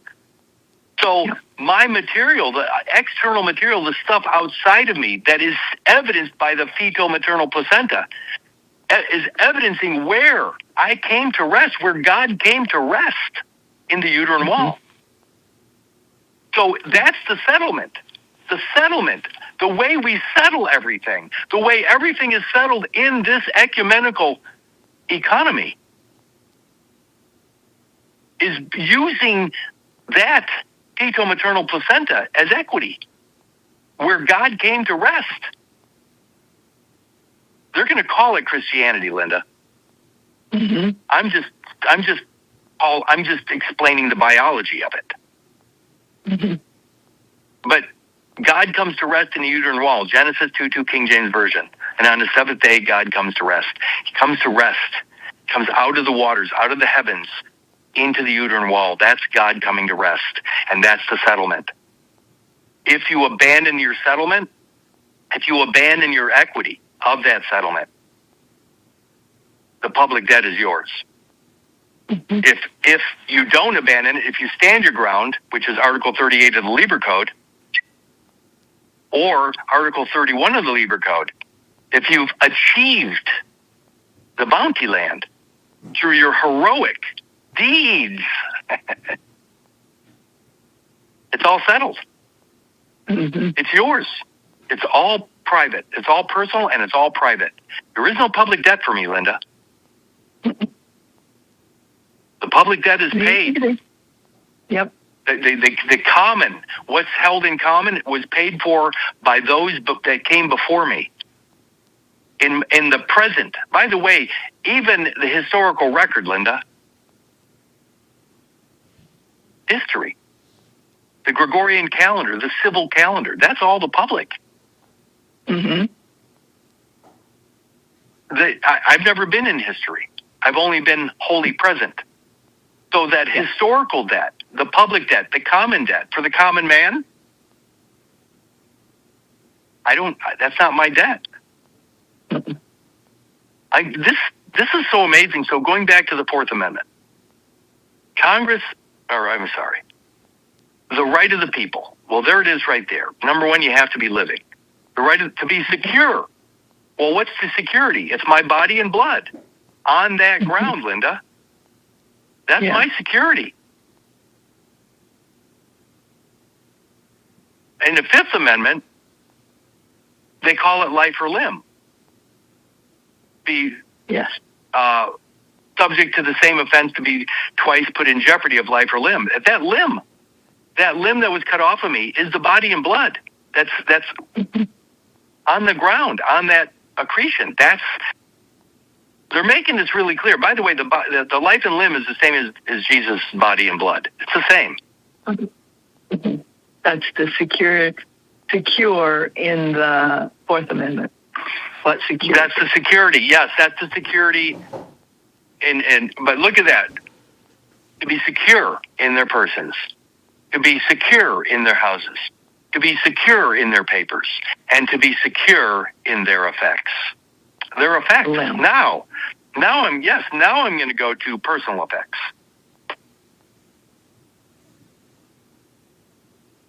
personal effects. Articles associated with person. Articles associated. What's a PMA?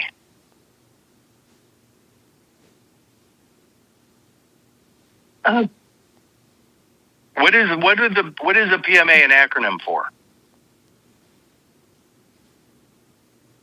Sorry, my brain isn't bringing it up. I know what it is. Private Member Association. It's member association, yes. Private Member Association. Yes. Articles associated with person. Articles associated with person. So the word association is in there. A private member association. So I'm going to go to the word. First, I'm going to go to article.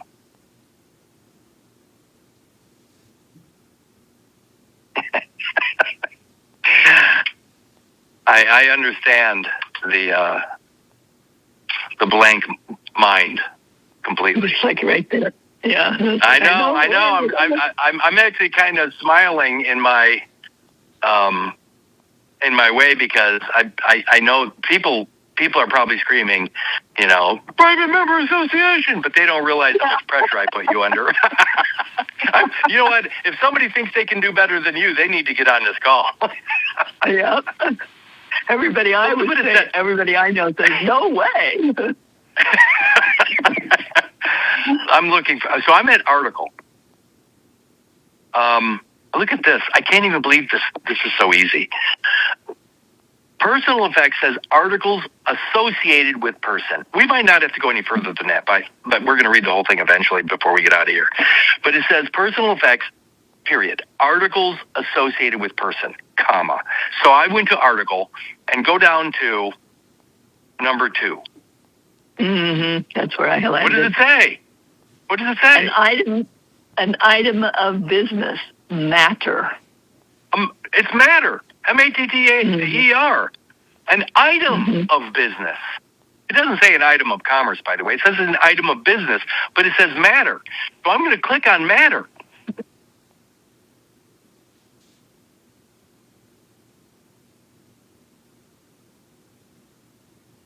Number 2A, the substance of which a physical object is composed. A composition. The substance of which a physical object is composed. The substance of which a physical object is composed. So, if I think of the fetal-maternal placenta, that's an object. Yes. And the substance of which that object is composed could easily be found at 35 USC 101. Inventions patentable. Yes. Inventions patentable says whoever invents or discovers any new and useful process, machine, manufacture, or, what is that word? Composition of matter. A composition of matter is the fetal-maternal placenta. It says, or any new or useful improvement thereof. A new or useful improvement thereof may obtain a patent, therefore, subject to the conditions and requirements of this title. 1952. Composition of matter, Linda. The fetal-maternal placenta is considered an organ that makes you whole again. They could have patented the placenta as if it was the body and blood of Christ or Jesus and Mary. And every time you needed a remedy to make you whole, all they have to do is bring in that birth certificated land warrant to make you whole again, because it has your DNA on that island, on the motherland, on the promised land. Hell, it is the promised land. So you're given the promised land, Linda, as a remedy to your dis-ease, but through a composition of matter that's been patented. And that's why in my memoir, It says an original package wrapped in pellucid membrane, i.e. ancestral goods, converted to a benefit via land grant, letters, patent, birth certificate, etc. That's it right there. That's the thing. It's converted to a benefit via land grant, letters, patent, birth certificate, etc. That's the thing that they're using as a remedy to remember. Jesus, in his own words at Luke 5:31, says, "They that are whole, WHOLE, need not a physician." A physician includes ministers and the administrative process. If you're already whole, you don't need the administrative process. You already have everything you need. But when they clamp and cut the cord, they separate it off. They separate that fetal maternal placenta off. They create, I believe through 35 U.S.C. 101, a composition of matter patentable. In other words, something that was used in the womb to keep you alive. Remember, the placenta, the fetal maternal placenta, is the interface between baby and mom, baby and mother. It's the only thing that kept baby alive. That's the interface. Uh-huh. What happens when you come out of the womb? Do you need that fetal maternal placental interface anymore? No. But it is, and it is infant matter. It is considered infant matter, and then all you have to do is go to 1 USC 8. 1 USC 8. And they're describing the very thing, the infant membrane, the infant member. Yes.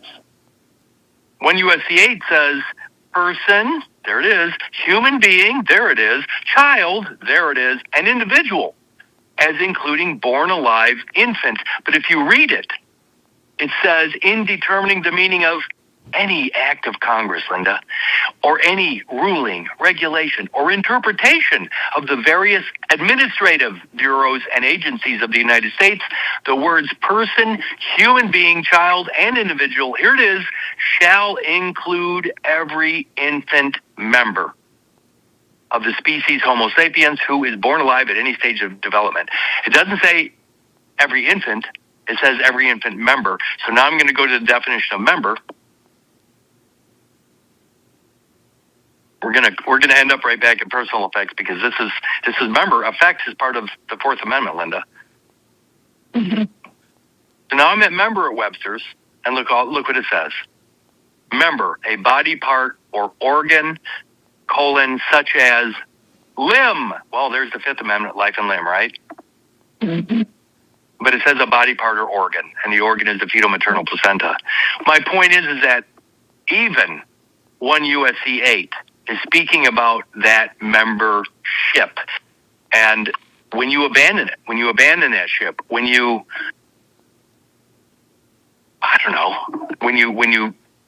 volunteer all of your property away through ignorance or whatever, you don't have any equity. And now you owe the public debt, and that's why they're always arresting people. That's why they're always taxing people, because they're saying that all of those that are in the present moment that have not learned that their ancestry has paid all the debt, all of the public debt up to the present, Linda, mm-hmm. you become liable for it. If you're not connected to those that came your ancestry, then you're just a useless eater. You're here eating. You're here consuming the present without ever being. You owe the public debt and you haven't paid it. So now they're going to arrest you and they're going to charge you so you can help defray the cost of the public debt. Those charges are just to pay the debt. And it's going to be forever, because nobody's going to listen to any of this. Right. The public debt is paid by those that came before us. Public is in common. The common man. But when you finally get to the truth of the matter, you'll realize that you have nothing in common other than the event of fertilization and the present for those that are living. consciously present too. So back to personal effects. Look what it says, articles. So I did an article, didn't I? Mm-hmm. But it says associated. So PMA, Linda, private member association. Well, I just read 1 USC 8, and they're talking about an infant member. Well, what if through mind and memory, I'm still connected? I'm still occupying that infant membrane, that infant member. Mm-hmm. Then when you look at personal effects, it says articles associated with person. If my person is my biology, then that infant member is part of that entirety, the entire biology, isn't it? Mm-hmm. I think this is amazing.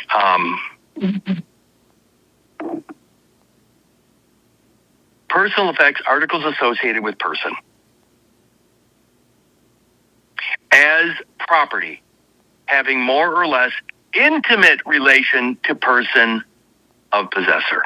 Intimate. Can it get any more intimate, Linda, than you implanted into mom's uterine wall? Nope. Can you get any, can you realize, if you can visualize your entire existence, Linda, is implanted into the bank of mom's uterine wall, into the bank. All of your entire existence is there. Mm-hmm.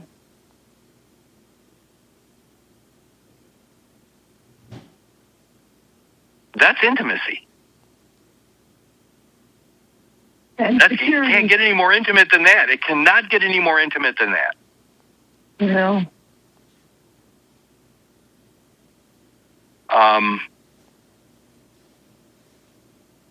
More or less intimate relation to person of possessor, effects, meaning movable or chattel property of any kind. Usual reference is to the following items owned by a decedent at the time of death. Look at that. They're getting people to believe it's all about a decedent, because that's how their system is built on the decedent, Linda. The decedent estate. Well, what's the decedent? Okay, so the fetal maternal placenta comes out. It has your body and blood on mom's ground, on the motherland, on the island. But where are you at? You're not there. No, I'm gone. No, you're not there. There is no living being there, Linda. They have body and blood and the land underneath it. That's the decedent's estate. Yes. If you sacrifice yourself. If you sacrifice yourself by what? Admitting to the birth. Yes. That's a sacrifice. Now you don't exist. So the birth certificated person now, through your own affirmation. Remember, the Fourth Amendment says no warrants shall issue but upon probable cause supported by oath or affirmation. Your affirmation to a birth date makes you the sacrifice. Mm-hmm. Now there's a decedent's estate, and you're not present. You're stuck in time. You're frozen in time in the past. You're not present. If you're not present, there's going to be what?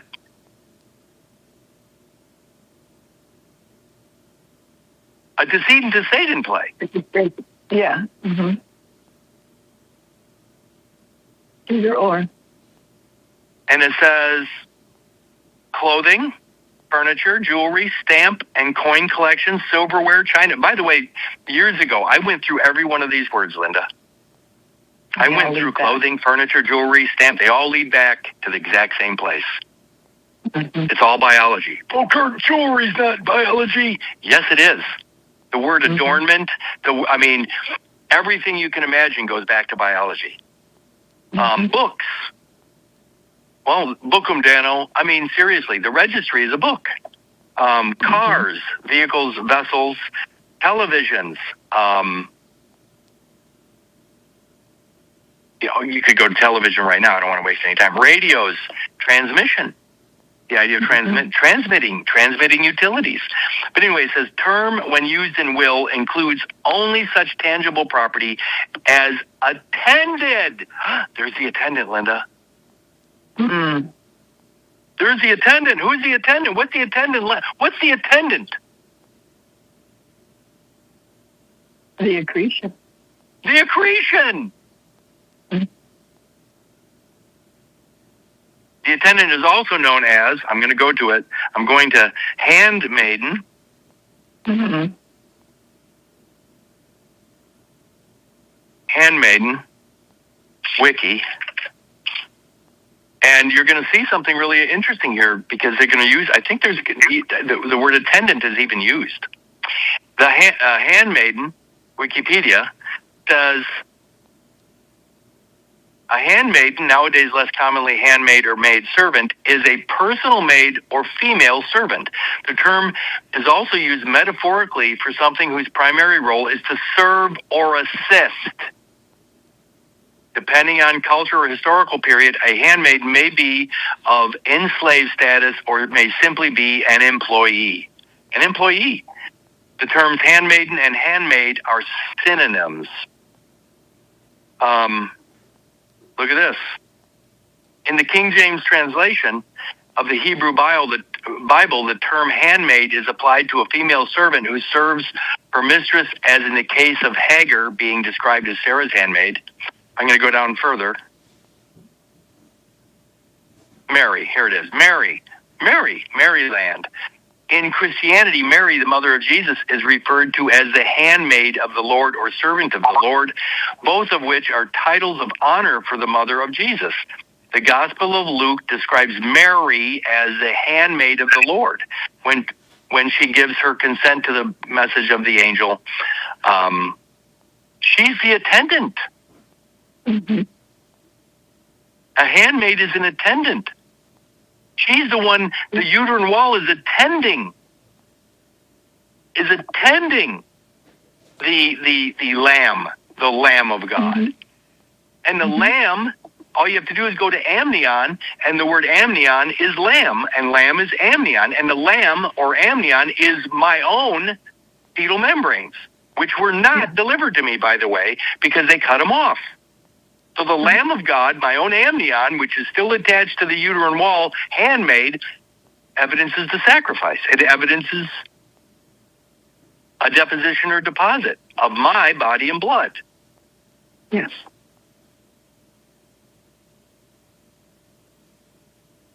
Which is, so the effect, if I'm the cause, if my monozygotic maritime monarchy, Linda, is the cause, and the effect of that cause is mom creating this land or this accretion. That's the effect. So now all of a sudden you look at personal effects and it says articles associated with person. Yeah, my person. Yeah. As to property having more or less intimate relation to person of possessor. Yeah, right. Everything connects when you finally get it. It says term personal effects when employed in a will enjoy no settled. Look at this. Term personal effects when employed in a will enjoys no settled technical meaning. Well. And when used in primary sense, primary, without any qualifying words, ordinarily embraces such tangible property as is worn or carried about the person, or tangible property having some intimate relation to the person of the testator or testatrix. Worn or carried about. Yep. Worn or carried about.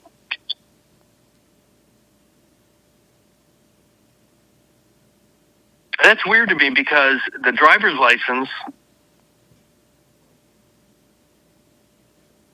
to drive or to carry, you got to think about this. If I put a driver's license for Curtis Richard Kallenbach or some derivation thereof in my wallet, am I not carrying that Is not that an effect that I'm carrying, personal effect that I carry? Yeah. Okay, then you go back to the Fourth Amendment, and it says the right of the people to be secure in their persons, houses, papers, and effects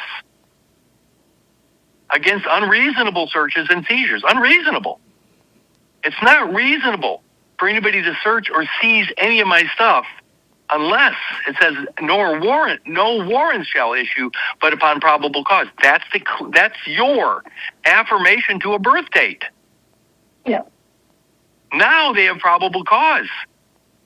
And what you think are your rights are going to be violated because you affirmed the probable cause of the infancy, and it says, and particularly describing the place to be settled. That's the particular end. And that end, the place of that end is that land or the ground upon which your body and blood have been executed or lay. Right. And then it says, and the persons or things to be seized. Persons or things to be seized. And now I'm going back to goods, and I'll finish with goods. I think we started with goods, didn't we? I think so. God, I just covered so much crap today. Because the first word we did was good. And then it said valid, sufficient in law, and then we got to effectual. Well, there it is again, the word effect. Unobjectable. And look at that. Holy crap, page 623, Linda. I'm there. Are you okay? What is the 1, 2? What is it? What's right after unobjectable? Sound. Sound. Responsible. Solvent. Does solvent mean in debt? No. No. So again, no debt, no public debt. Why isn't there a public debt? Because it's private property, Linda. Yeah. You've removed it. You've taken it out. You've taken it from the bounty. It becomes your own private property now. It's no longer subject to the bounty. Yes. The hero's journey is over. The hero's journey is over. You found the princess. You found the princess. Anyway, it goes on to say, solvent, able to pay an amount specified. Able to pay. That's equity. And that's good. But look at all these other words, and then I'll end up on goods. Look, good. Next word down says good a-bearing. Good and clear record, title, free from all encumbrances. Good and valid. Good and workmanlike manner. Good behavior. Good cause. Good character. Good conduct. Good consideration. Good faith. Good consideration.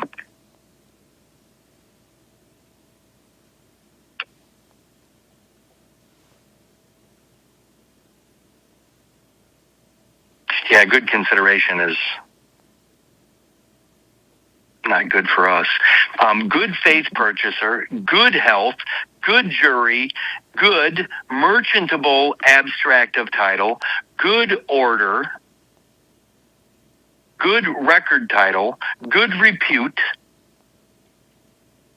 good right, good title, and then finally goods. But it goes on to say good Samaritan doctrine, goods and chattels.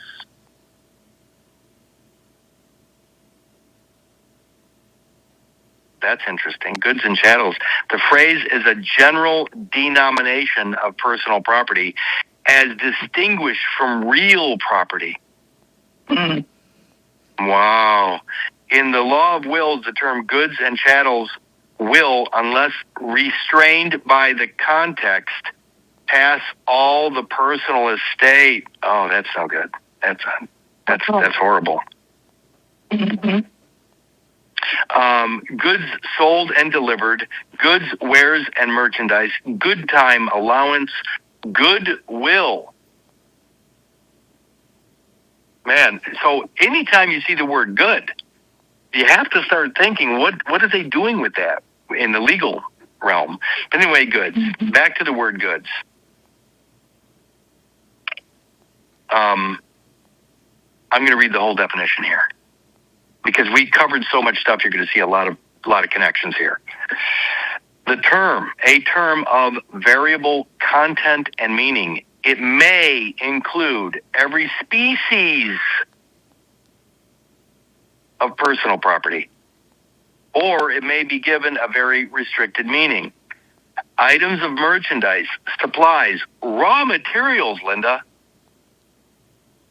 How much more how raw can it get than your DNA? How much more raw can it get than the fetal maternal placenta? Yeah. Or finished goods. Sometimes the meaning of goods is extended to include all tangible items, as in the phrase goods and services. All things, including specially manufactured goods, which are movable at the time of identification. Identification, Linda. Wow. To the contract for sale other than the money in which the price is to be paid, investment securities, and things in action. Things in action. What are those called? CHOSE. CHOSE. A chose. Yep. A chose, yes. Or maybe a shows if you want to pronounce it more French. A shows in action. Also includes, here it is, the unborn of animals. Unborn of animals. Okay, so baby comes out of mom. Still connected to the umbilical cord. And that umbilical cord crosses the threshold of the vagina back into the womb. So baby's out of the womb, but the rest of baby's fetal monarchy, fetal kingdom is still in the waters of mother. Unborn. Until all of my biology is out, Linda, I cannot be considered out of the womb. So when they clamp and cut the cord, there's me outside, but then there's this unborn fetal material, unborn fetal mass, unborn, yet to be born. Goods. Baby's out here, but then the unborn goods. Can you see it? Unborn of animals. Yes. Yes. Yes. We are considered, our biology is considered animal, Linda. Yes. So the unborn of animals are goods. And the goods of the baby is the fetal maternal placenta. The umbilical cord, it's the extraembryonic membranes and their attachments, which could be either the umbilical cord for sure or mom's accretion. The unborn of animals and growing crops. Growing crops. Well, when I hear the word growing crops, I always think of first fruits. When I see growing crops, I think of first fruits. So I'm going to go to first fruits because it makes perfect sense when you're thinking of usufruct, first fruits.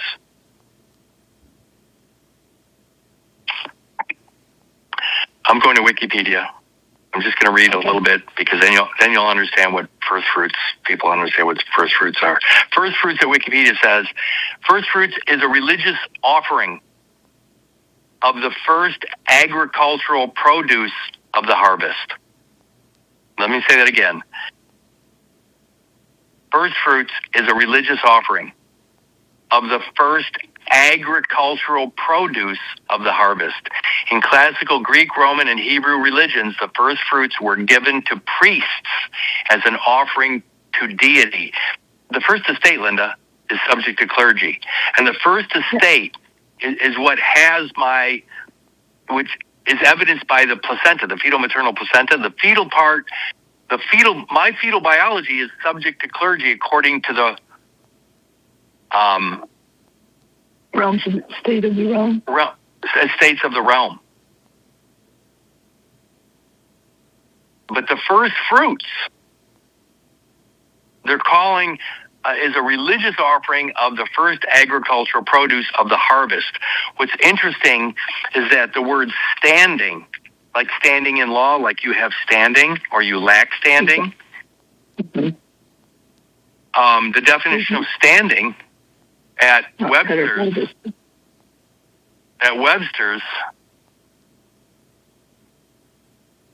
and it's kind of important to see how this all fits together, but because of the first fruits. But standing obviously says not yet cut or harvested. So the cutting of the umbilical cord is the same thing as a harvest, Linda. Yes. Not yet cut or harvested. That's standing. So when they clamp and cut the umbilical cord, you no longer have your sovereign standing. You're cut off from your sovereignty, and now that's going to be considered the first fruits, subject to the clergy. Now remember that the benefit of clergy, so they take this material and they turn it into a benefit of clergy, first estate clergy. But remember that the benefit of clergy over time morphed into a legal fiction. And that legal fiction is the birth certificate. So now they have the first fruits, which make you whole again, Linda, on deposit. And the clergy is ruling over the world through that deposition or deposit. Now, here's another thing that's amazing, though, is standing. See if I can find this.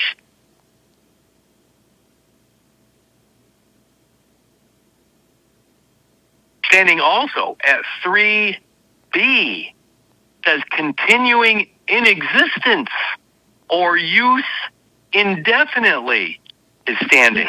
If I am whole from fertilization of last breath, Linda, that means I've got in front of the cut, I'm not recognizing the cut, and I'm certainly not harvested yet. What's interesting is that means my monarchy continues to exist.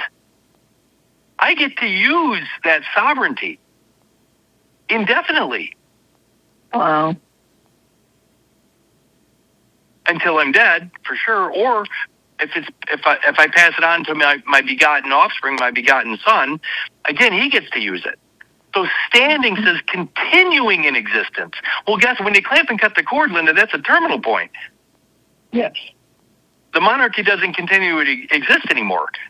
But if I get in front of the cut through sound mind and memory, then the cut never, even though it physically happens, I still have control over the monarchy because I have not confessed to the harvest. I have not abandoned or donated to the clergy my first fruits. I haven't done it. The firstborn, whatever. I haven't done it. Yes. So standing is not being cut. Yeah, Kurt, I know everybody's cut at the port of entry outside the womb. I get that. But if you get in front of the cut mentally through sound mind and memory, that's called standing your ground. And now your monarchy continues in existence, and you get to use it. You get to continue to use it. And if you're using that sovereignty, that monarchy, that's called sovereign immunity. That's your sovereign immunity. Mm-hmm. And now you go back to the Fourth Amendment. It says the right of the people to be secure in their persons, houses, papers, and effects against unreasonable searches and seizures shall not be violated, and no warrants shall issue. That sounds like sovereign immunity. Yeah. But if you confess, if you affirm the date of birth, you've cut yourself off. Now you're going to be harvested. You have no standing. Mm-hmm. By the way, what's interesting about the last part of the Fourth Amendment, it says, and the persons or things to be seized, goods. I love this definition. We already got through the unborn of animals, and we also got through the growing crops, which are harvested or not. But here's my favorite part. It says, and other identified things attached to realty as fixtures. So they clamp and cut the cord, Linda, and what they have are a piece of ground, realty, a piece of ground, realty, Linda, which is the accretion, and a piece of me, my body and blood, the house of Kallenbach, on that piece of ground. Things, identified things, identified, entity, ID, Freud's id, ego, and superego is the infancy. So the infant identity, the infant entity is my body and blood. Yes. During infancy, my infant body and blood attached to mom's ground, realty, Yes. is the fetal-maternal placenta. Yep. And it's fixed. It says as fixtures. It's never going to be separated. They're never going to separate my biology from mom's biology, or my 46 chromosome monozygotic maritime monarchy from mom's 46 chromosome being. They're not going to do that. But then they give a title to it, a deed, D-E-E-D, a land warrant that you have to earn. Mm-hmm. You have to win it. You have to become the hero. This literally is the hero's journey, Linda. It just dawned on me today. Yeah. It's the hero's journey. You either take the hero's journey and EARN it, or it becomes a URN. An earn. Yes. Mm-hmm. Either you earn it or they earn it. Mm-hmm. You earn it, EARN, or they earn it, URN. DEF for definition. What's an earn? What is an earn? What is an earn, Linda?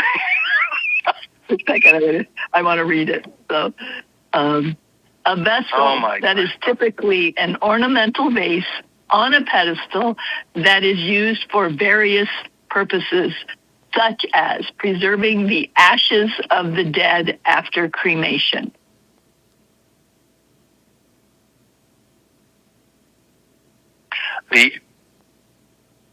An ornamental vase on a pedestal. Mm-hmm. And that sounds like a statue. Mm-hmm. Which is also known as a statute. Yeah. That is used for various purposes. But it says such as preserving the ashes. I'm going to have to go to ash now because remember that 666, Linda, is the scientific number for carbon, C-A-R-B-O-N. 6 electrons, 6 protons, and 6 neutrons. So ashes to ashes, dust to dust. Our bodies, when devoid of water, i.e. a desert, when we become a desert, when we are devoid of the water of life, our bodies dry up and become nothing more than ash. But I'm going to go to the word ash. I'm going to see how they define it. I mean, again, if our bodies are devoid of water, we become desert or deserted. Ash. Now,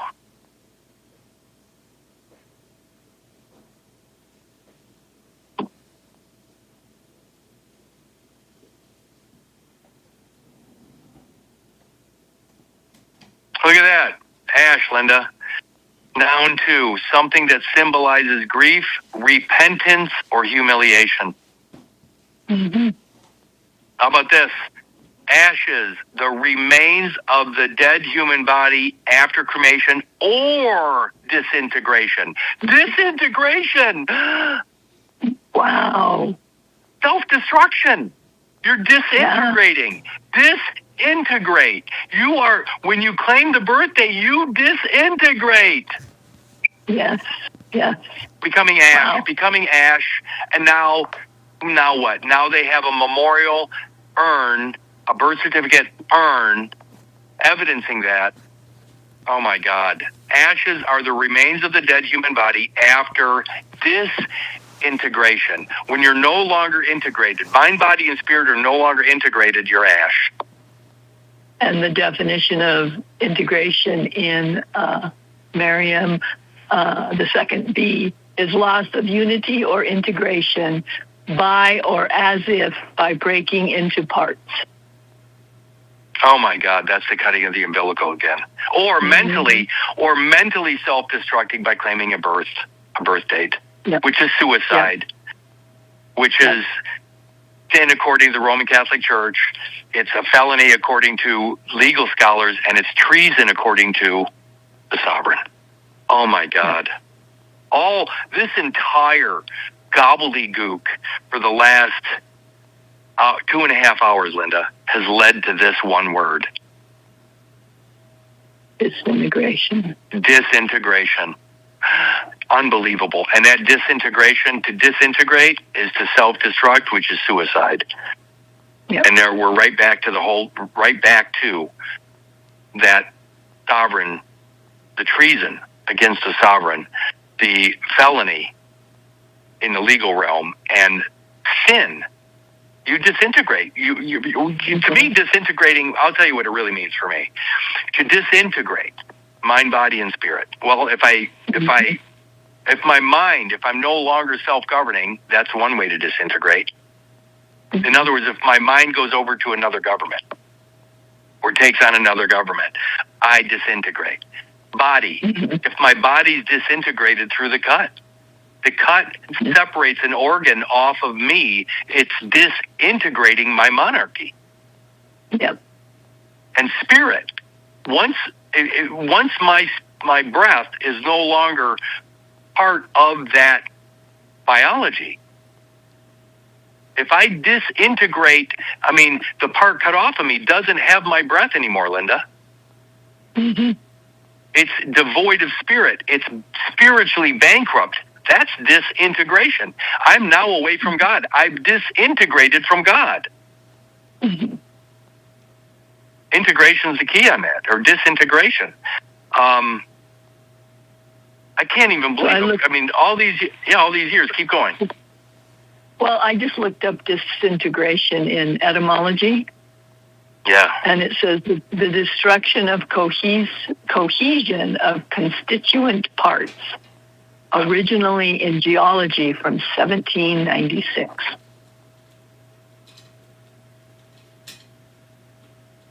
Makes me think of horse. Yeah, I knew you were going to say that. And then biblically,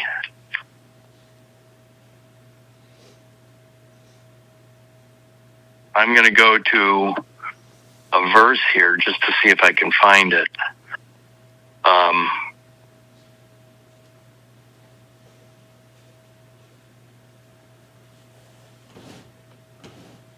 There it is.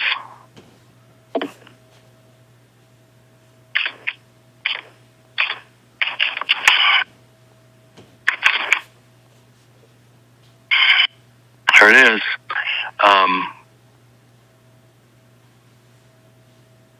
It is King James Version, Mark 10:9. Mark 10:9 KJV. What therefore God hath joined together, let not man put asunder. So the only thing most people need to learn is what is asunder. I already know what it is because I've written it many times, but asunder, definition at Webster's.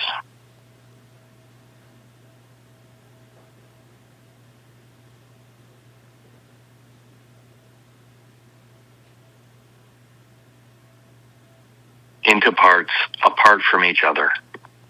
Mm-hmm. Okay, so I'm gonna close with this, Linda. Apart from each other. So, the moment of creation, fertilization, creates the first estate, my monozygotic maritime monarchy.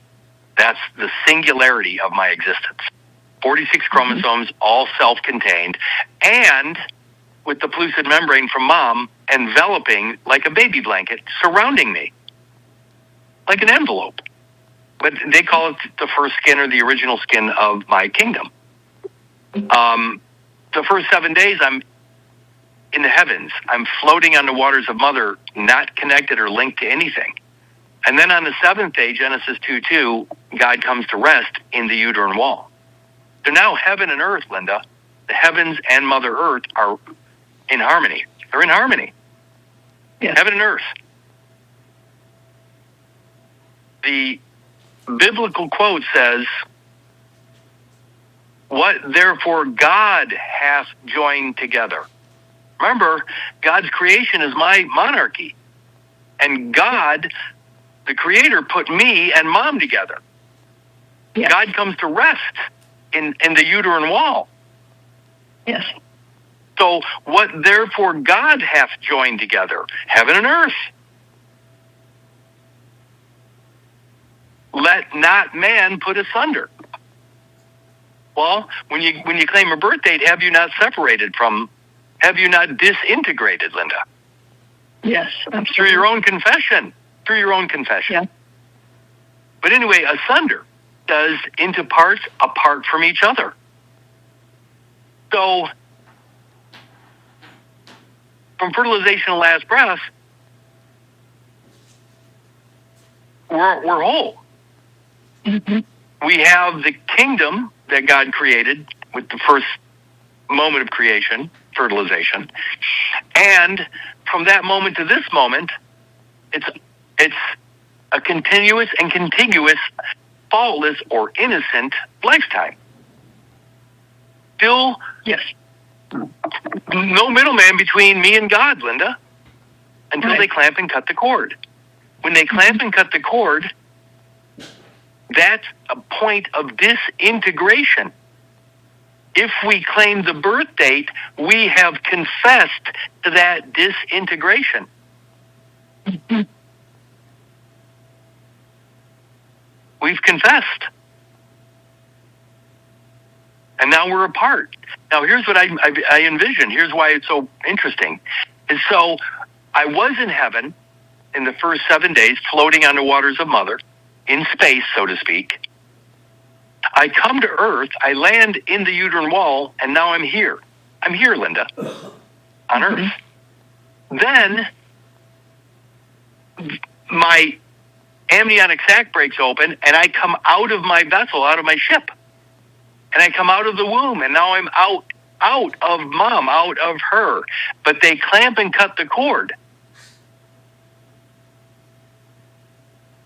So I'm no longer connected to Mother Earth, Linda. Mm-hmm. If they would have delivered all of me, all of my kingdom as one unit, baby umbilical and the extra embryonic still attached to Mom's accretion, the evidence would be there that I came to earth. But instead, by them clamping and cutting the cord, I'm lost in space. Yes. The baby, i.e. me, who is disintegrated from the whole, is now lost in space. I'm lost in space. I'm lost between the heavens and earth, or between the waters and the land. I'm lost in space. Mm-hmm. That's the shoreline. Yeah. We're right back to the shoreline again. The interstate space is where we're lost. Mm-hmm.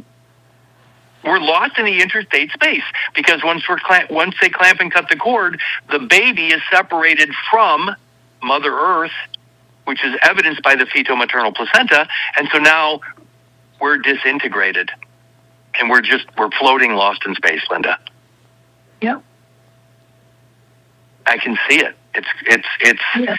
It's ground control to Major Tom. Mm-hmm. Well, yeah, it's space oddity.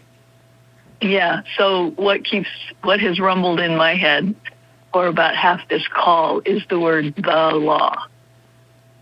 So what I see is you have land and water. You have the time in the womb and then out on the land. The thing that connects those two is air, your breath.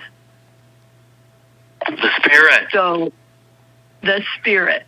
So looking at the Fourth Amendment, we can we can uphold the law, God's law, through our knowledge, through our voice, what you have been doing here, through the written a memoir, or we can disintegrate God's law by oath or affirmation. Either way is an affirmation, either of life or of death, and we support it through death by claiming the birthday, or we support it through knowledge, through our voice, which is the spirit-made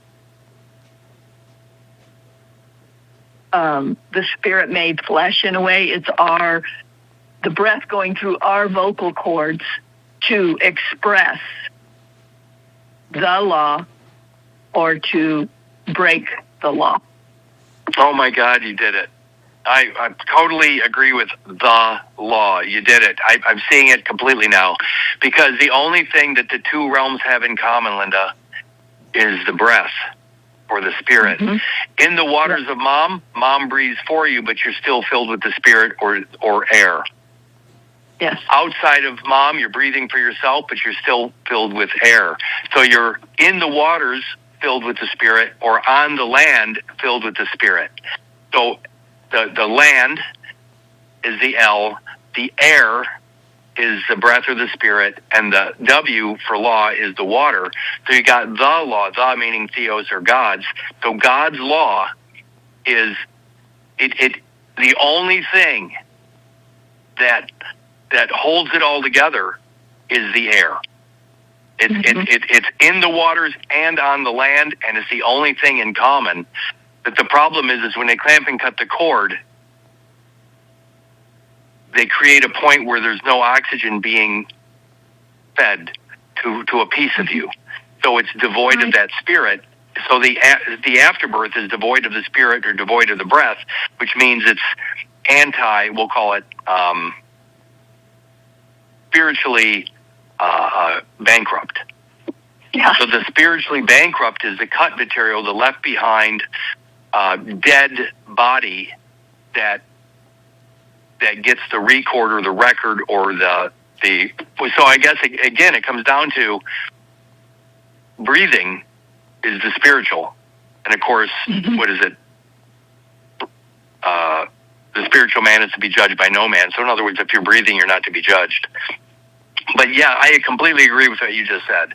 The law is the land with your breath, the water with your breath, and of course, L-A-W. The A is the air or what we breathe that supports life, which is God. So the only way it all works is if you are within the law. If you are whole within the law. Yes. And the only way I know to do it because by our words we support it. Well, by our words, by our breath, we either uphold the law or we break. We disintegrate. We disintegrate, yeah. By our own words. And so by our own words, we take the hero's journey and earn our right to our equity, or they earn it.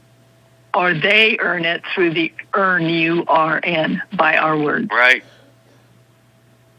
God, I love it. That was a great way to close this call. I mean, seriously, either we earn it, EARN, or they earn it, URN. Mm-hmm. And if we earn it, it's private.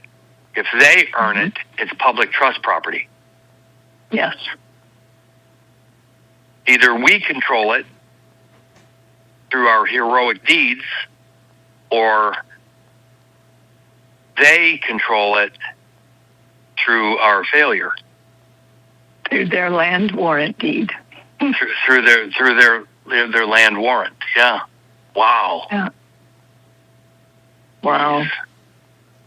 What would you? Okay, we covered so much shit today. What if you had to title this? call? What would you call it? What would you? Well, I mean, especially since this last from disintegration on. I mean, it's just mind-boggling what this actually implies. But what would you call? What would you name this call? Integration versus disintegration.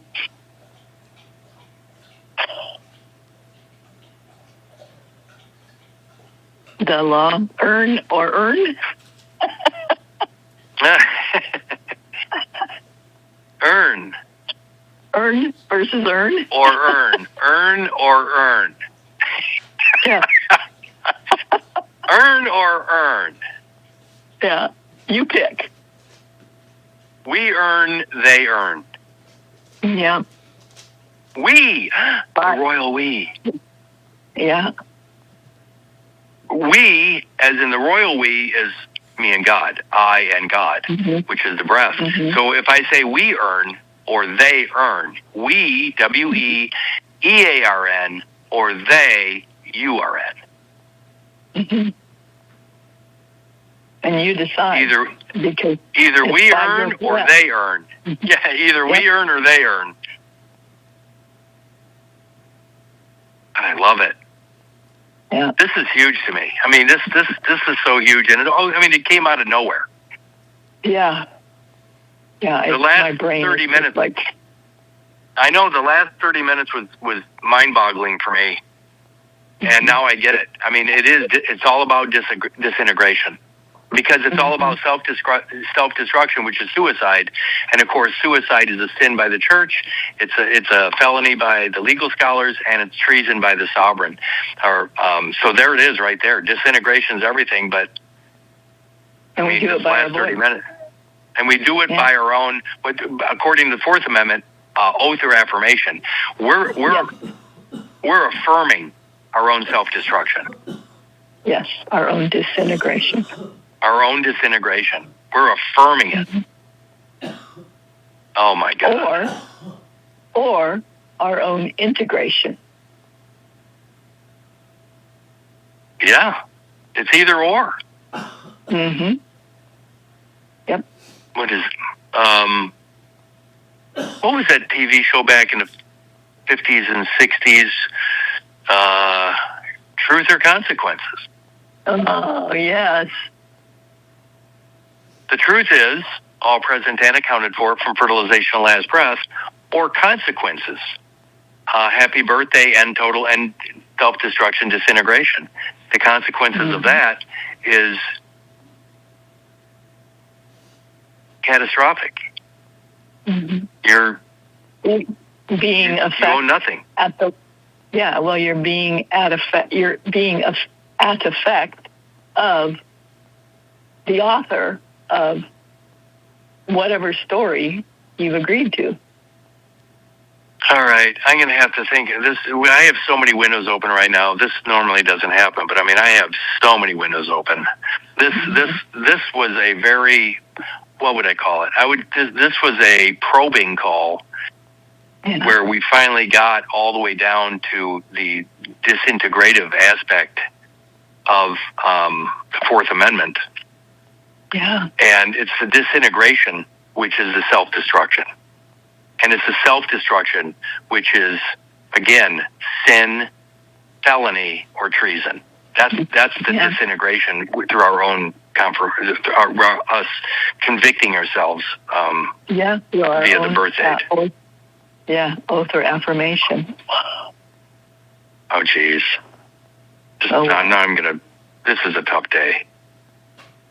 But not really, because, again, all present and accounted for from fertilization last breath is still the answer. It's still the answer. Yes. All right, lady, thank you. That is our affirmation and oath. All present and the affirmation. It's our affirmation to wholeness, to living, to being a people. And we're not at war, so war pigs, generals gathered in their masses doesn't apply. Nope. All right, lady, love ya. Today my mind has been blown. I mean, seriously, that last 30 minutes that you took us on was mind-boggling. Wow. I'll have to figure out what notes to put in because this is crazy good. Hard, but good. All right, I'm gonna put this up as into Buzzsprout today. Okay, sounds good. Okay, love you. Bye. Love you. Bye. Wow. Okay, Sandy. Yes, a walk.